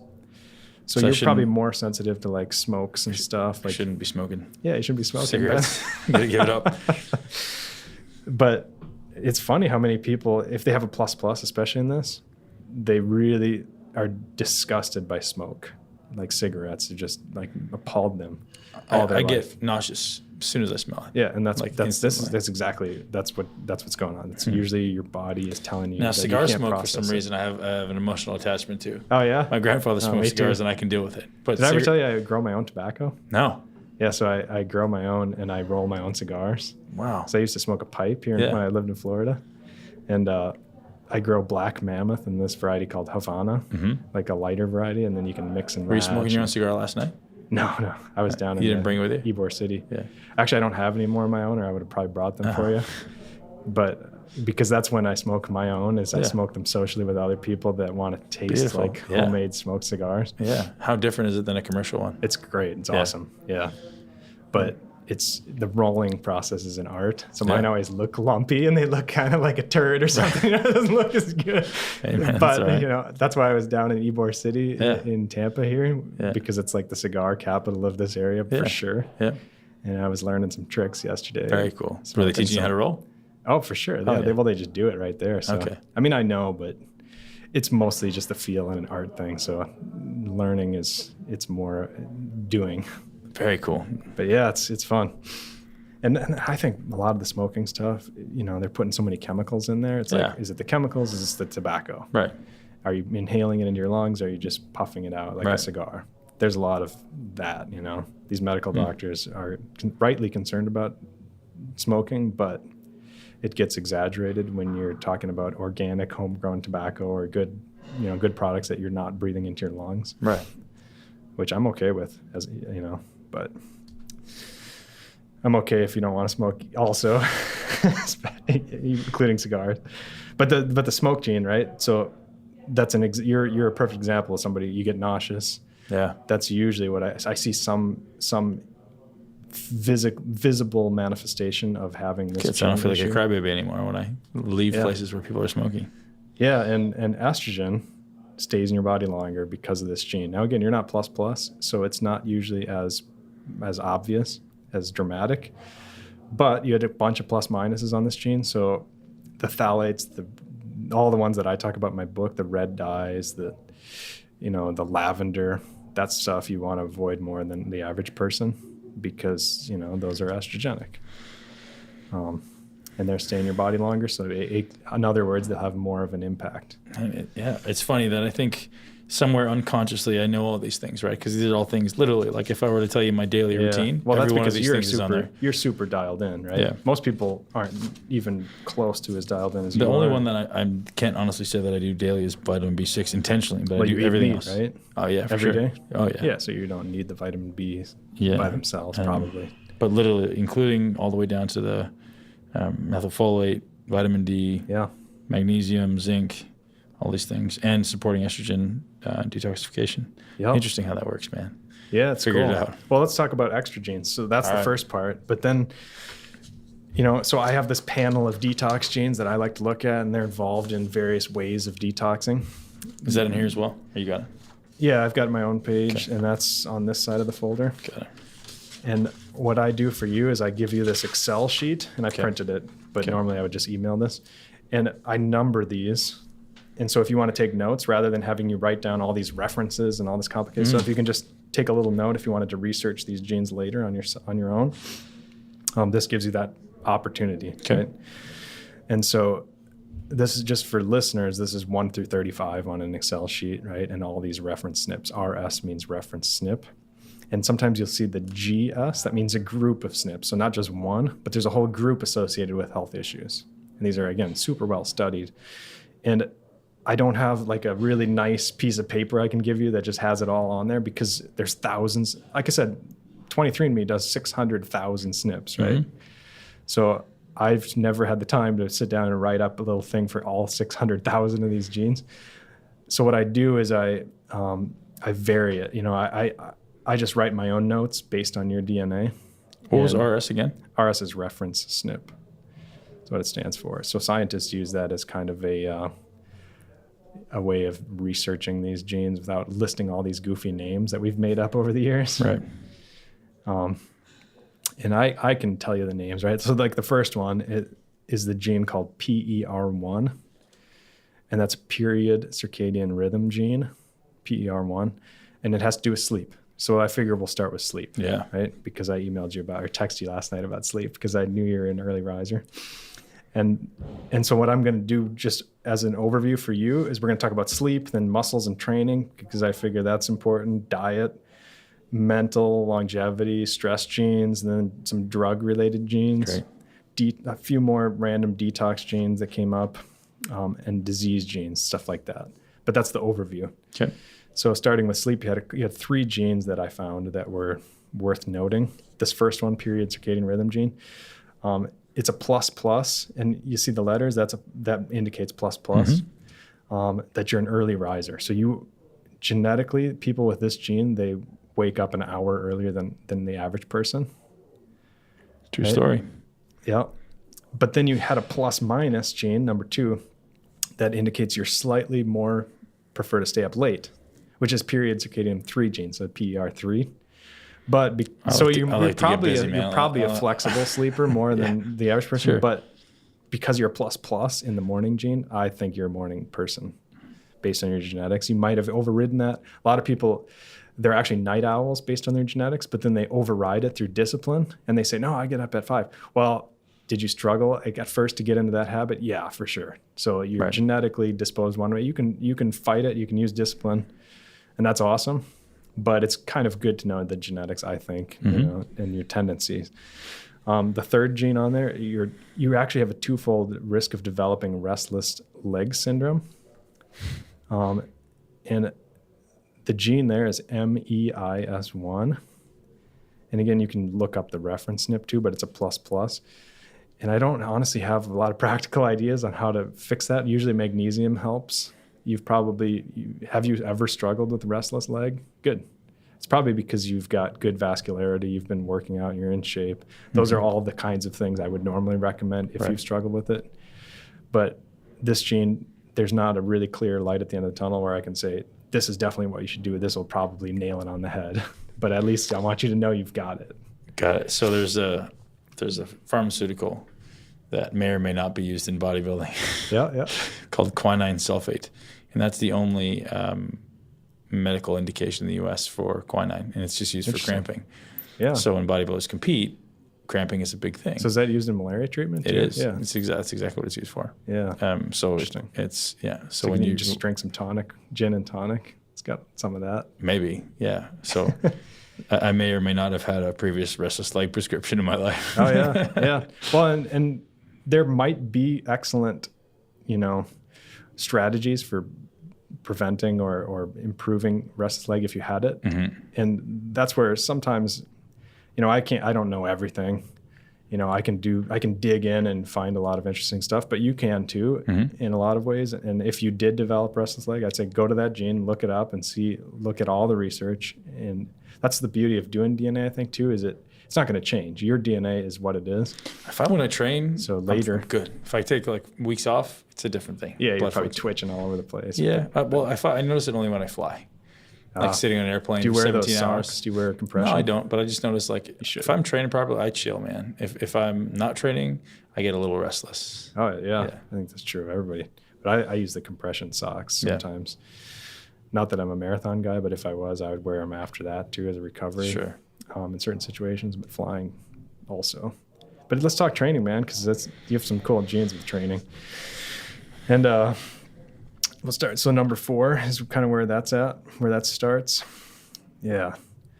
And then you have a plus. The first gene we're going to talk about is nitric oxide, NOS3, nitric oxide synthase 3. It's an endothelial nitric oxide, meaning your blood vessels, your skin secrete nitric oxide. It changes the way your blood vessels function. So this one is usually found in power athletes. So it's kind of a rare gene to have a plus. You've got it, which is awesome. This is the 4, number 4. It's number 4. Okay. Yep. And what people with issues in this gene, usually it helps if they have infrared, even more so. So they see more benefits with infrared because infrared stimulates nitric oxide release, right? So that's kind of an interesting connection with this gene. Just not because that's my goal, right? I'm always trying to figure out, okay, practically. Where's the application? Yeah. And for you, that's how that's probably related. Because you said do you feel the difference? You don't get paresthesia like I do. Because you probably because you're already secreting nitric oxide, your blood flow is probably more of a VEGF type of a stimulation, which we looked at that data earlier, vascular endothelial growth factor VEGF, instead of nitric oxide, which would be because of that paresthesia. Yeah, I'll pay attention now if I notice it. You probably, I you'd have noticed it, right? I noticed it in the sauna. Oh yeah, interesting. Yeah, maybe if the blood vessels are out and if you put that sucker right up next to your skin, you might get it. Yeah. It's weird, man. It makes me kind of creep out, like beta-alanine supplements. You're a mix of muscle types, number 5, based on your alpha-actinin gene. It's a pretty accurate representation of your overall muscle types, usually. A lot of sprinters would be a plus. You're plus-minus here. Yeah. So not a super benefit for growing huge muscles. Usually the power guys, they're plus. So you've obviously worked an uphill battle a little bit in this regard. But then the next gene, which is number 6 there, is this angiotensin gene, a blood pressure regulation gene. It indicates you're more of an endurance. You're plus for endurance. So you had a really interesting mix of endurance, power, nitric oxide, so it's a total mix for you. Which is fine, which is probably a good mix for bodybuilding because you do a lot of high rep, 10 plus reps. So blood pressure, what does it indicate for blood pressure that I would normally have? It just healthy regulates your blood pressure. Yeah. This one's not usually involved in terms of studies. You don't find high blood pressure, low blood, but at least with this gene. Got it. And I do look at other genes for blood pressure, especially for you because I'm recommending you eat more salt. So I check salt-related blood pressure genes, and you didn't have any of those. I typically have low blood pressure all through my life. Yeah, and even if you had tons of salt, you would be fine. In my like for me, 120 experience. over 80 is high. Yeah. Like I said, the highest I've ever been. Well, and weightlifting helps too because you're spiking it, but then your body brings it below what it was before you lifted. Now here's the creatinine clearance gene number 7.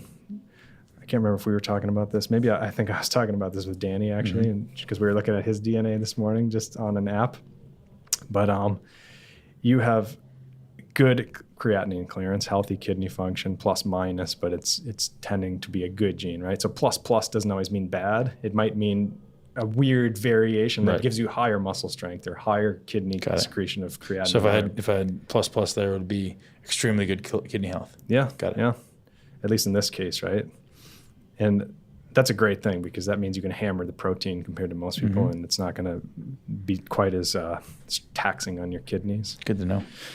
Yeah. As a bodybuilder, transparently, that's always my greatest concern, right? Is there other kidney genes that we can look at? Yeah, and they would have come up on my screen if you had any issues. You didn't, and that's what because there's so many genes and so many studies, I don't even look for them if they're just average. But if they're significant in a good way or substantial in a bad way, especially in a bad way, I usually tell people, and I look for the genes that have a 2-fold increased risk or more. Now, if you get a Prometheus or whatever other genetic report, there's thousands of genes that come up, right? You can have a 50-page report, right? Because they list every gene that has like a 1.5-fold increased risk or 1.2-fold. Right. The problem with those is when you repeat that study, you almost always find the difference dissolves away because those differences are so small. So I don't care about it. But if it's 2-fold, usually those are studies you can repeat, you can replicate them, and they're substantial. So that's the ones I try and tell you, right, to try and improve your health. So number 8 on there, stronger bones. So you had a plus, 2 Wnt genes for stronger bones genetically. So you got awesome bones. Never broken a bone. Not surprised, yeah. That's most people with stronger, especially because you have 2 of them. That's 8 and 9. Now pecs, we were talking about this morning. You have genes 10 and 11 for bigger pecs. Booyah. Yeah, and that's great. And both 10 and 11 are big pecs? Yep. Oh, wow. So you had a plus and then a plus minus for that. Huh. And like I said this morning, calves, you've got giant calves and you're known for that. People may want to start studying my genes to find out which calves. Which calf genes are. But because nobody's done that study, I can't communicate one, but it's interesting that it would also indicate a female's big breasts. Yeah. I don't get how those would be correlated because one's a muscle and one's fat tissue related. Yeah.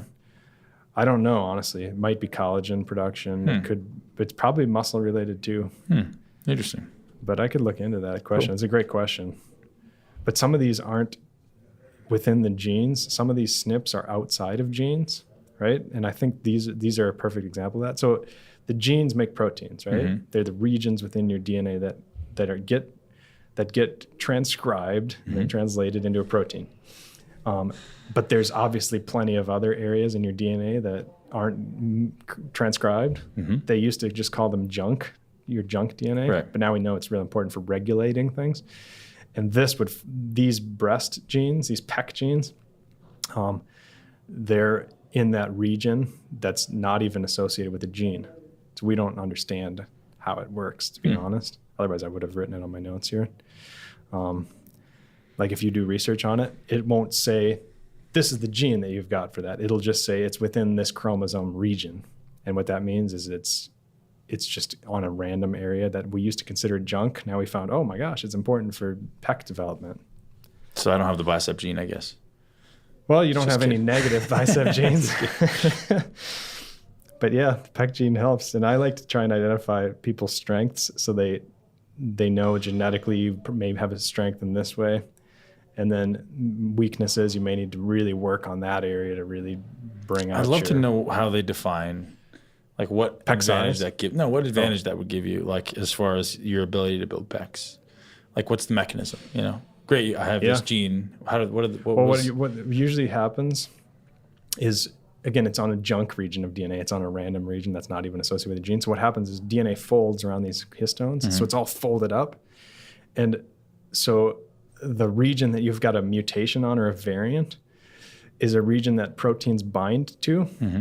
And that, because it's folded, that's close in proximity with the gene, and that interacts with the gene expression, like a gene. Right. We don't know which gene. Right. That's the problem. It's hard to, so when you uncurl that DNA, you unfold it and then you sequence it. Yeah, you know the code, but you didn't know how it was folded and which part of the DNA was next to a different part because it's all tangled up with itself. So what's happening is it's close to a gene. So I can speculate maybe it's collagen, maybe, like between the cells that's more, I don't know. Right. That's but why PEX and not everything else? Like why is that, why is it only going to? Oh, because different tissues in your body have different genes that are expressed, right? So, in your brain, right, you express leptin receptors, right? But then in your heart, you don't, or your kidneys, you don't, or your liver, you don't. But muscle tissue, you would suspect, would be relatively similar. Well, so every different tissue, the overall point is that every tissue expresses different genes. So they all have the same. If I took a piece of your brain and sequenced the DNA code, it would be the exact same as if I sequenced your muscle, right? Yep. But if you took that DNA and let it make proteins, right? That you took that blueprint and let it build houses, the house would be totally different from your muscle compared to your brain. Sure. And how that happens starts at the embryonic stage, and it's really complicated. I watched a movie on Netflix about that. It was very interesting. Yeah, and these Wnt genes I was just mentioning, involved in your bone strength, they're super important for just overall development, the Wnts, the WNT. I used to study Wnts in relation to Alzheimer's when I was doing Alzheimer's research for a couple of years. I went to a Wnt conference in Georgetown in DC, literally a whole conference just on Wnt. Wow. And I presented data on Wnt's involvements in Alzheimer's and amyloid beta secretion, plaque formation in the brain. So is that gene with my strong bones influencing my amyloid plaques? No. Okay. Because it's not in the bone. Like the Wnt16 is bone specific. Got it. So it's not in the brain. But what our hypothesis was, or what we were kind of thinking, was that with Alzheimer's potentially there's this regression in development towards, so as a child, right, you're developing super fast with these Wnt genes all activated and all this. And then as you get older, the Wnt genes start to change. And maybe that regression is related to Alzheimer's development. We want to understand how it develops. Right? We know Alzheimer's is plaques in your brain, right? Tau plaques and amyloid plaques. But how does that happen? We don't know. And so that's why we were looking at that. Like maybe it's a regression back to childhood where you don't remember, your memory just starts to slide away based on these development genes that are hyperstimulated or something. Like I said, it was speculative. We were just researching it. Very interesting. Let's see, PEX we talked about. So pain sensitivity, number 12. I always look at this group of SNPs, this group of variants involved in pain, because if you are hypersensitive to pain, like you're a wimp, right? You want to know that genetically and basically push yourself harder and just say, okay, I'm feeling pain, but I'm being a wimp. I want to get past it. But if you're the opposite spectrum, right? You don't feel pain as well as normal. Well, then you might hurt yourself because you're over pushing yourself. Yeah. My daughter's got. I would love to see her DNA. Well, so you fall in the middle, right? So you have normal pain sensitivity. Right. So I guarantee my daughter's got high. Oh, it's crazy. High tolerance. She literally rips her face open and doesn't even flinch. Wow. Yeah, she's. Oh, that's a good one. Yeah. She probably got it from your wife. She's a beast. Yeah, totally not from me, right? So that's good. I mean, I figure normal pain sensitivity is important to know, but sure. Diet. So that's your training genes. Not, nothing like crazy, but a mixed power, endurance. So I think genetically, if you have all kinds of power genes, that would be probably more optimal for bodybuilding, So you've had to struggle a little bit more to build some of those muscles because you've got that endurance gene tendency. You've got some of the estrogen genes. I think I would have been a great marathon runner. Yeah. Kidding aside, I've actually thought about doing like track racing because I'm like, I got these legs that I've built up, got so much power output, and I've got this great endurance. Like my VO2 max, my lung capacity is, superior to most people. Yeah, and you're burning fat probably, which is key. Yeah. Now, so let's move to diet though. Number 13, plus minus, for higher sugar consumption. So just it's a CL or SLCA. It's a solute gene. It's a gene involved in taste reception. So you just like sugar more than the average person genetically. It's plus minus, so not super, not super different. But it's probably worth noting that you might have to struggle. It might be more of a struggle for you to avoid sugar. Some people have no predilection to like sugar. Avoiding sugar is easy for some people. For you, it's plus minus and mid-range, but probably a little bit more of a struggle. You did have a couple increased diabetes risks genes. Which ones are those? Number 14 is the first one. The next one is probably similar. Plus. Diabetes runs everywhere in my family. Yeah, and that's a zinc transporter protein. So honestly, increased zinc. Yeah, it goes back to the taking zinc, right? I said I was going to refer to that earlier. Yeah. Really important that you have zinc, 100%. Great. Because you want that transporter clearing glucose. Your insulin sensitivity should improve. If you were deficient in zinc, you're probably going to really struggle with insulin compared to most people. I'm speculating, but it's pretty consistent. Like it's the kind of thing that it's pretty predictable. Excellent. And then the number 15 is again related to obesity and type 2 diabetes. It's the FTO gene. Rhonda Patrick loves this gene. It's a fatty acid. It's a gene that's involved in browning fat. So you've got white fat and you've got brown fat. Brown fat is brown in color because it's loaded with mitochondria, so it burns a ton of energy. And instead of creating ATP to burn energy, it's just creating heat and just pumping the protons out. So it burns all this energy, creates a bunch of heat. It's just like revving an engine. You're not actually you're pushing the brake, but you're revving the engine. So you create a bunch of heat, but you're not actually going anywhere. Right. That's what brown fat does. Like Danny standing there in a pool of water this morning. Yeah. Standing there doing nothing. Yeah. Right. So this gene is involved in your white cells becoming brown. So white fat cells can actually turn into beige fat and then turn brown. They can go in that direction, which of course means they're metabolically healthier, but you don't do that as well. So how to optimize that, I don't know. Exercise. Don't eat as much. Yeah. But it's good to know that you've got the gene. Rhonda Patrick, I think, says that you're not as good at metabolizing fat because of this gene, but that's not what I see in my experience. Right. That's the only thing. Interesting. So I disagree with her on this one. Usually I agree with her. Yeah. But at least in this one, I think I don't see that with people. But you do see the obesity risk. Yeah, interesting. And then the dairy sensitivity gene is the group of SNPs there, number 16 on your list. So that indicates you're dairy sensitive to me. Yeah. Really predictable. True story. People say you can't genetically determine that. This is what I see.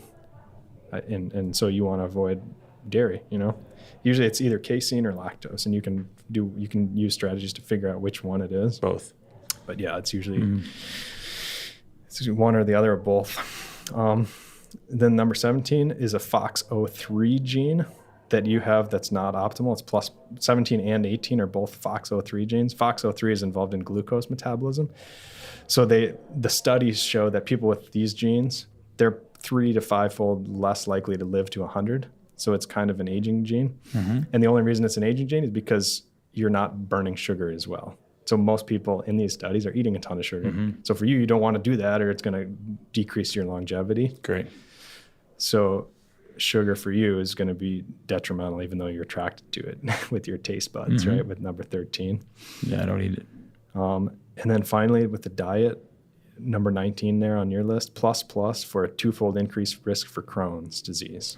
And I don't think you've got Crohn's. I don't think you have to worry too much at this stage. But what that usually tells me, and that's an autophagy gene, by the way. So fasting is going to be really beneficial for you more so than most people.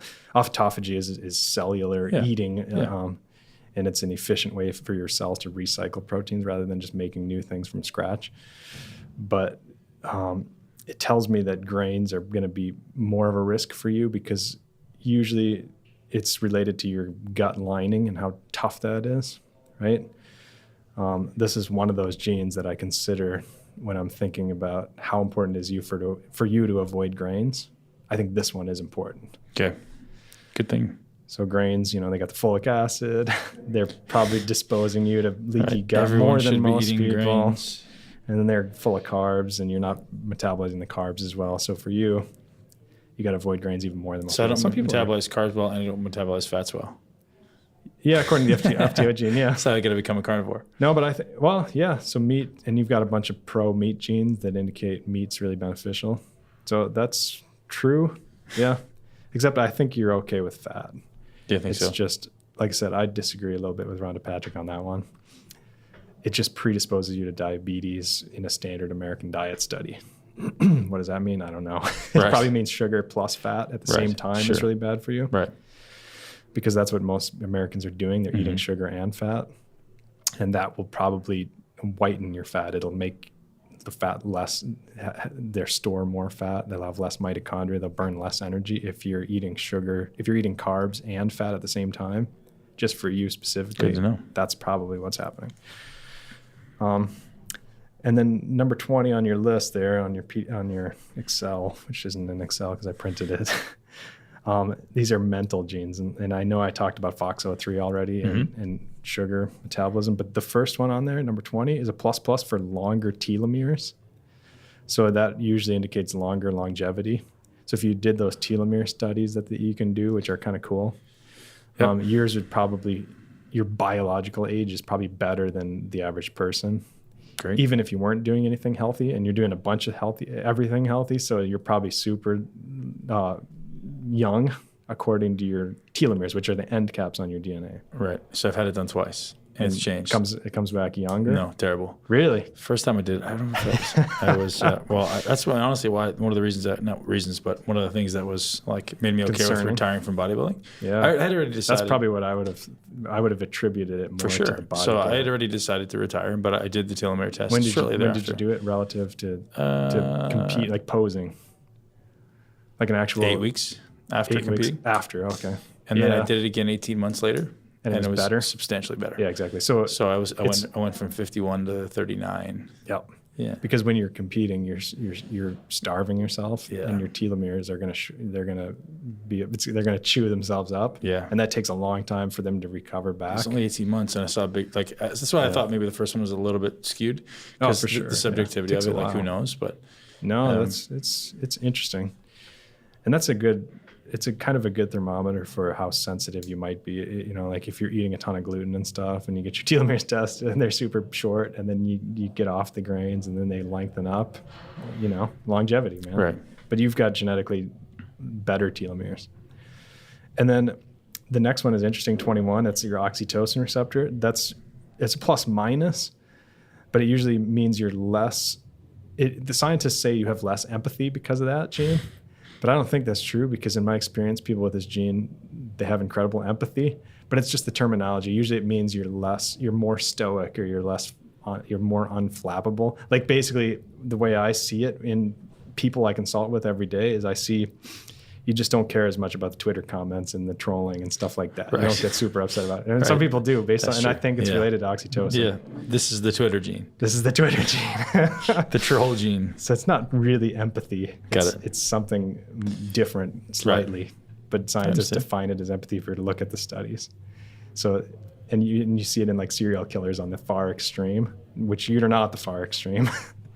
And that's the kind of thing you would look for, right? In those prison inmates and things. Right.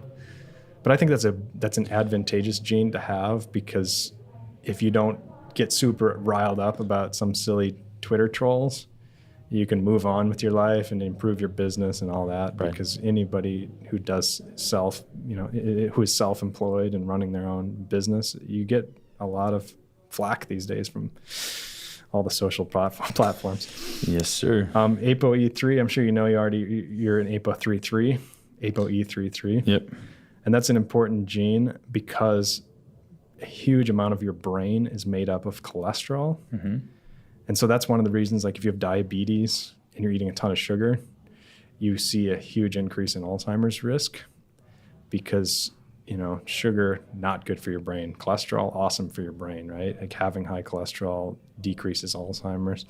And this gene, the reason this one's important for Alzheimer's is because, well, number one, scientists find that if you've got ApoE4, that's like a plus, usually those are the early onset Alzheimer's people, like the age 50, and they get Alzheimer's, that sort of thing. It's genetic, it's this gene.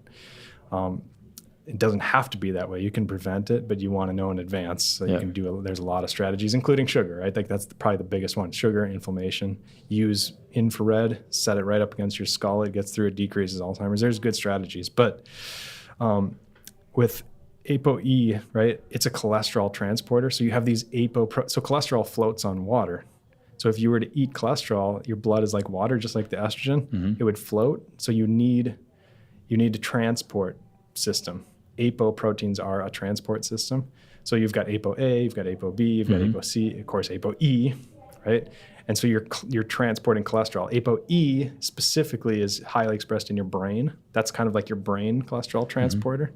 Because cholesterol is so important in your brain, if you've got a dysfunctional ability to transport it around, ApoE4, then you're going to see Alzheimer's. If you've got ApoE2, you usually get more of a heart attack risk. Like the cholesterol gets deposited into your arteries. So you're 3-3, that's awesome. That's the best one. So there's ApoE2, there's 3, there's 4, there's different versions of ApoE. So it's complicated, right? Because there's ApoA, ApoB, so there's ApoC, no then there's 1, 2, 3, 4. association known yet. Not for you, no, this is a beneficial one. But everybody should know their ApoE genes. If you get your DNA done, that's I know Rhonda talks about that a lot. Yeah, it's a high priority gene. So let's talk drugs. Number 23, you have the lowest odds of cannabis dependence, ++, and that's your cannabinoid receptor. So you just don't get jazzed up about it as much. And I'm not going to ask you whether you've taken it or not. Yeah, man. Not very many times. But you're just not as attracted to it genetically. And then the other thing is you don't have issues with paranoia, at least, either. And I don't have that listed here, but I do check what's called the AKT gene. And that's involved in paranoia with cannabis, and it's pretty well confirmed in multiple studies. So, people talk about cannabis and how, like Joe Rogan especially, of course, is a big proponent of cannabis. And CBD is awesome, right? And anti-inflammatory, all this. But he talks about how, like if you get paranoia, it's probably because of your state and your mental state, and you're probably not, mentally. Sure, you're just an anxious person or in an anxious state. And so it's a developmental thing, but there's a genetic component. Big time. So people that are getting paranoia from cannabis, almost every time they have that AKT gene. So I check for that. So you don't have that, but it's important for people to know. That it's not necessarily their fault, in other words. Yeah. If you're getting paranoia from cannabis, it's probably genetic, and it's not, like, I disagree with Rogan on this. So how do you deal with it? Is it like, if someone has the paranoia, is it only specifically when they smoke marijuana, or is it? Yeah, it's when they're buzzed from marijuana, like higher. Okay. Yeah. So just don't smoke marijuana.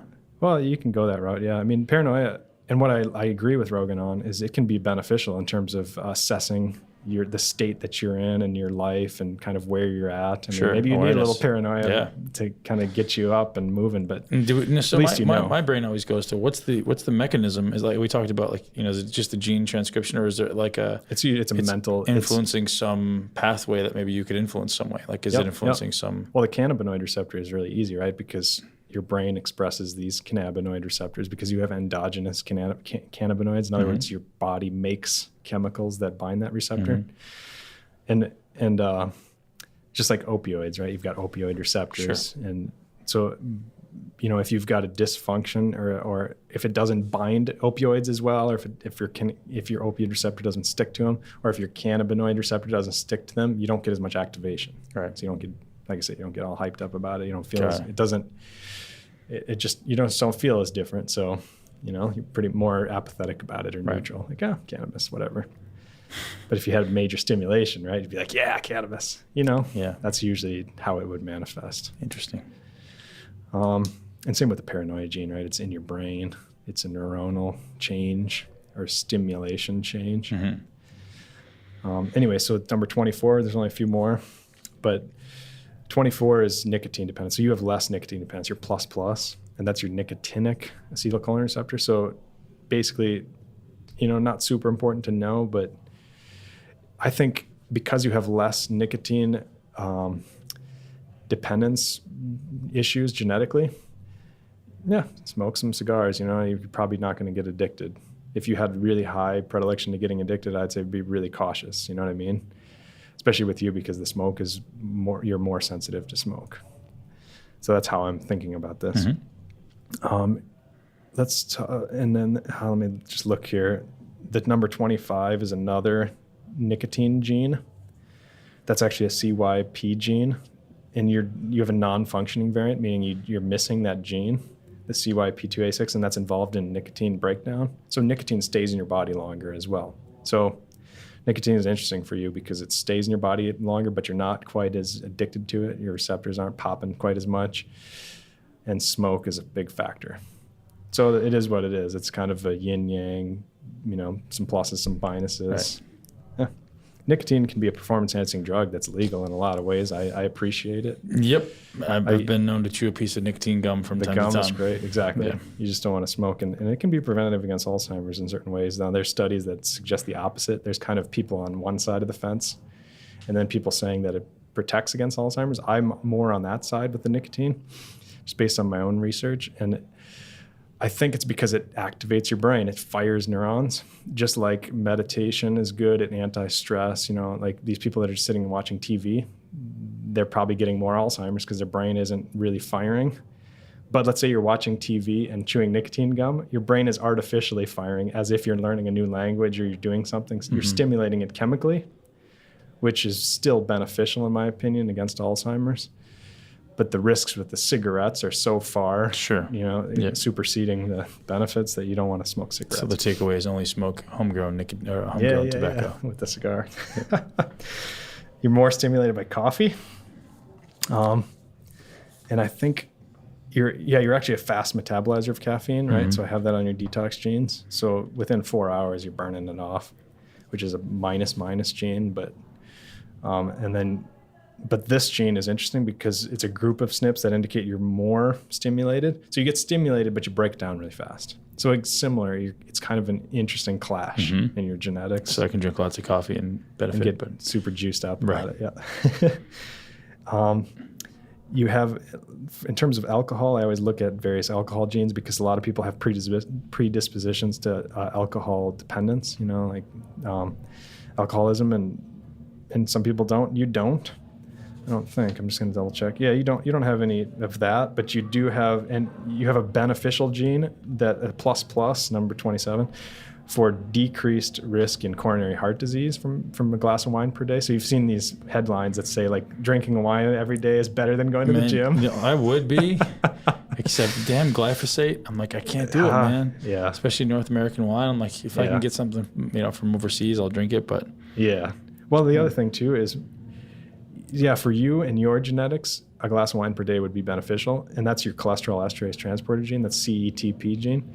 But your cholesterol, you've got that dialed in with your diet. You don't have inflammatory issues where you're ripping up you're not inflamed. You don't have your arteries inflamed, and then cholesterol is coming in and patching those up and causing plaques. Because you don't have that issue, I don't think wine would really be that beneficial because you're already healthy. But if you were eating standard American, wine would probably be beneficial for you based on Got it. So next time you eat McDonald's, we'll start with 2 glasses of wine. Just chug wine. Bottle of wine at McDonald's. Yeah. Get a box of wine. Right in. Yeah, exactly. Just sit out the front door. Sit outside.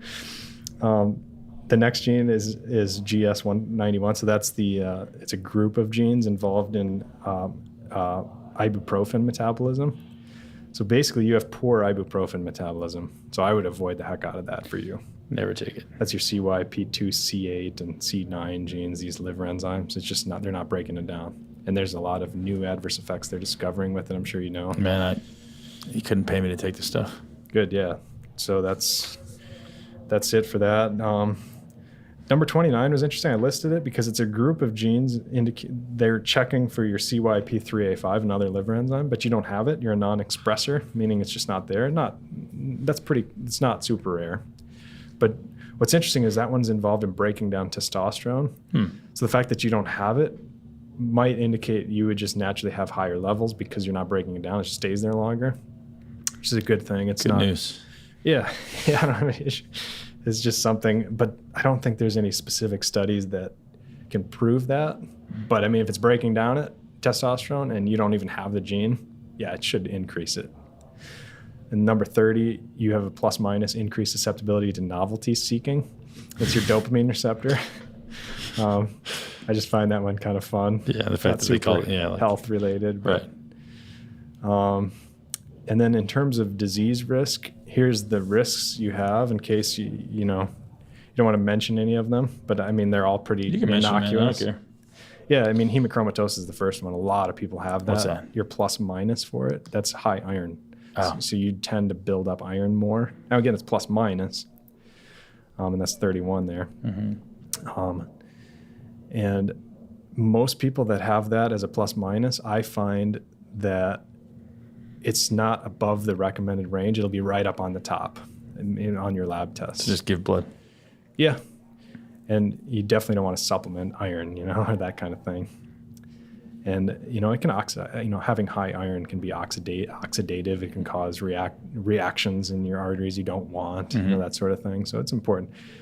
The 32 is a plus, like almost 20-fold increase for type 1, increased risk for type 1 diabetes, which obviously you don't have. But it's a risk. So that's an immune system related gene.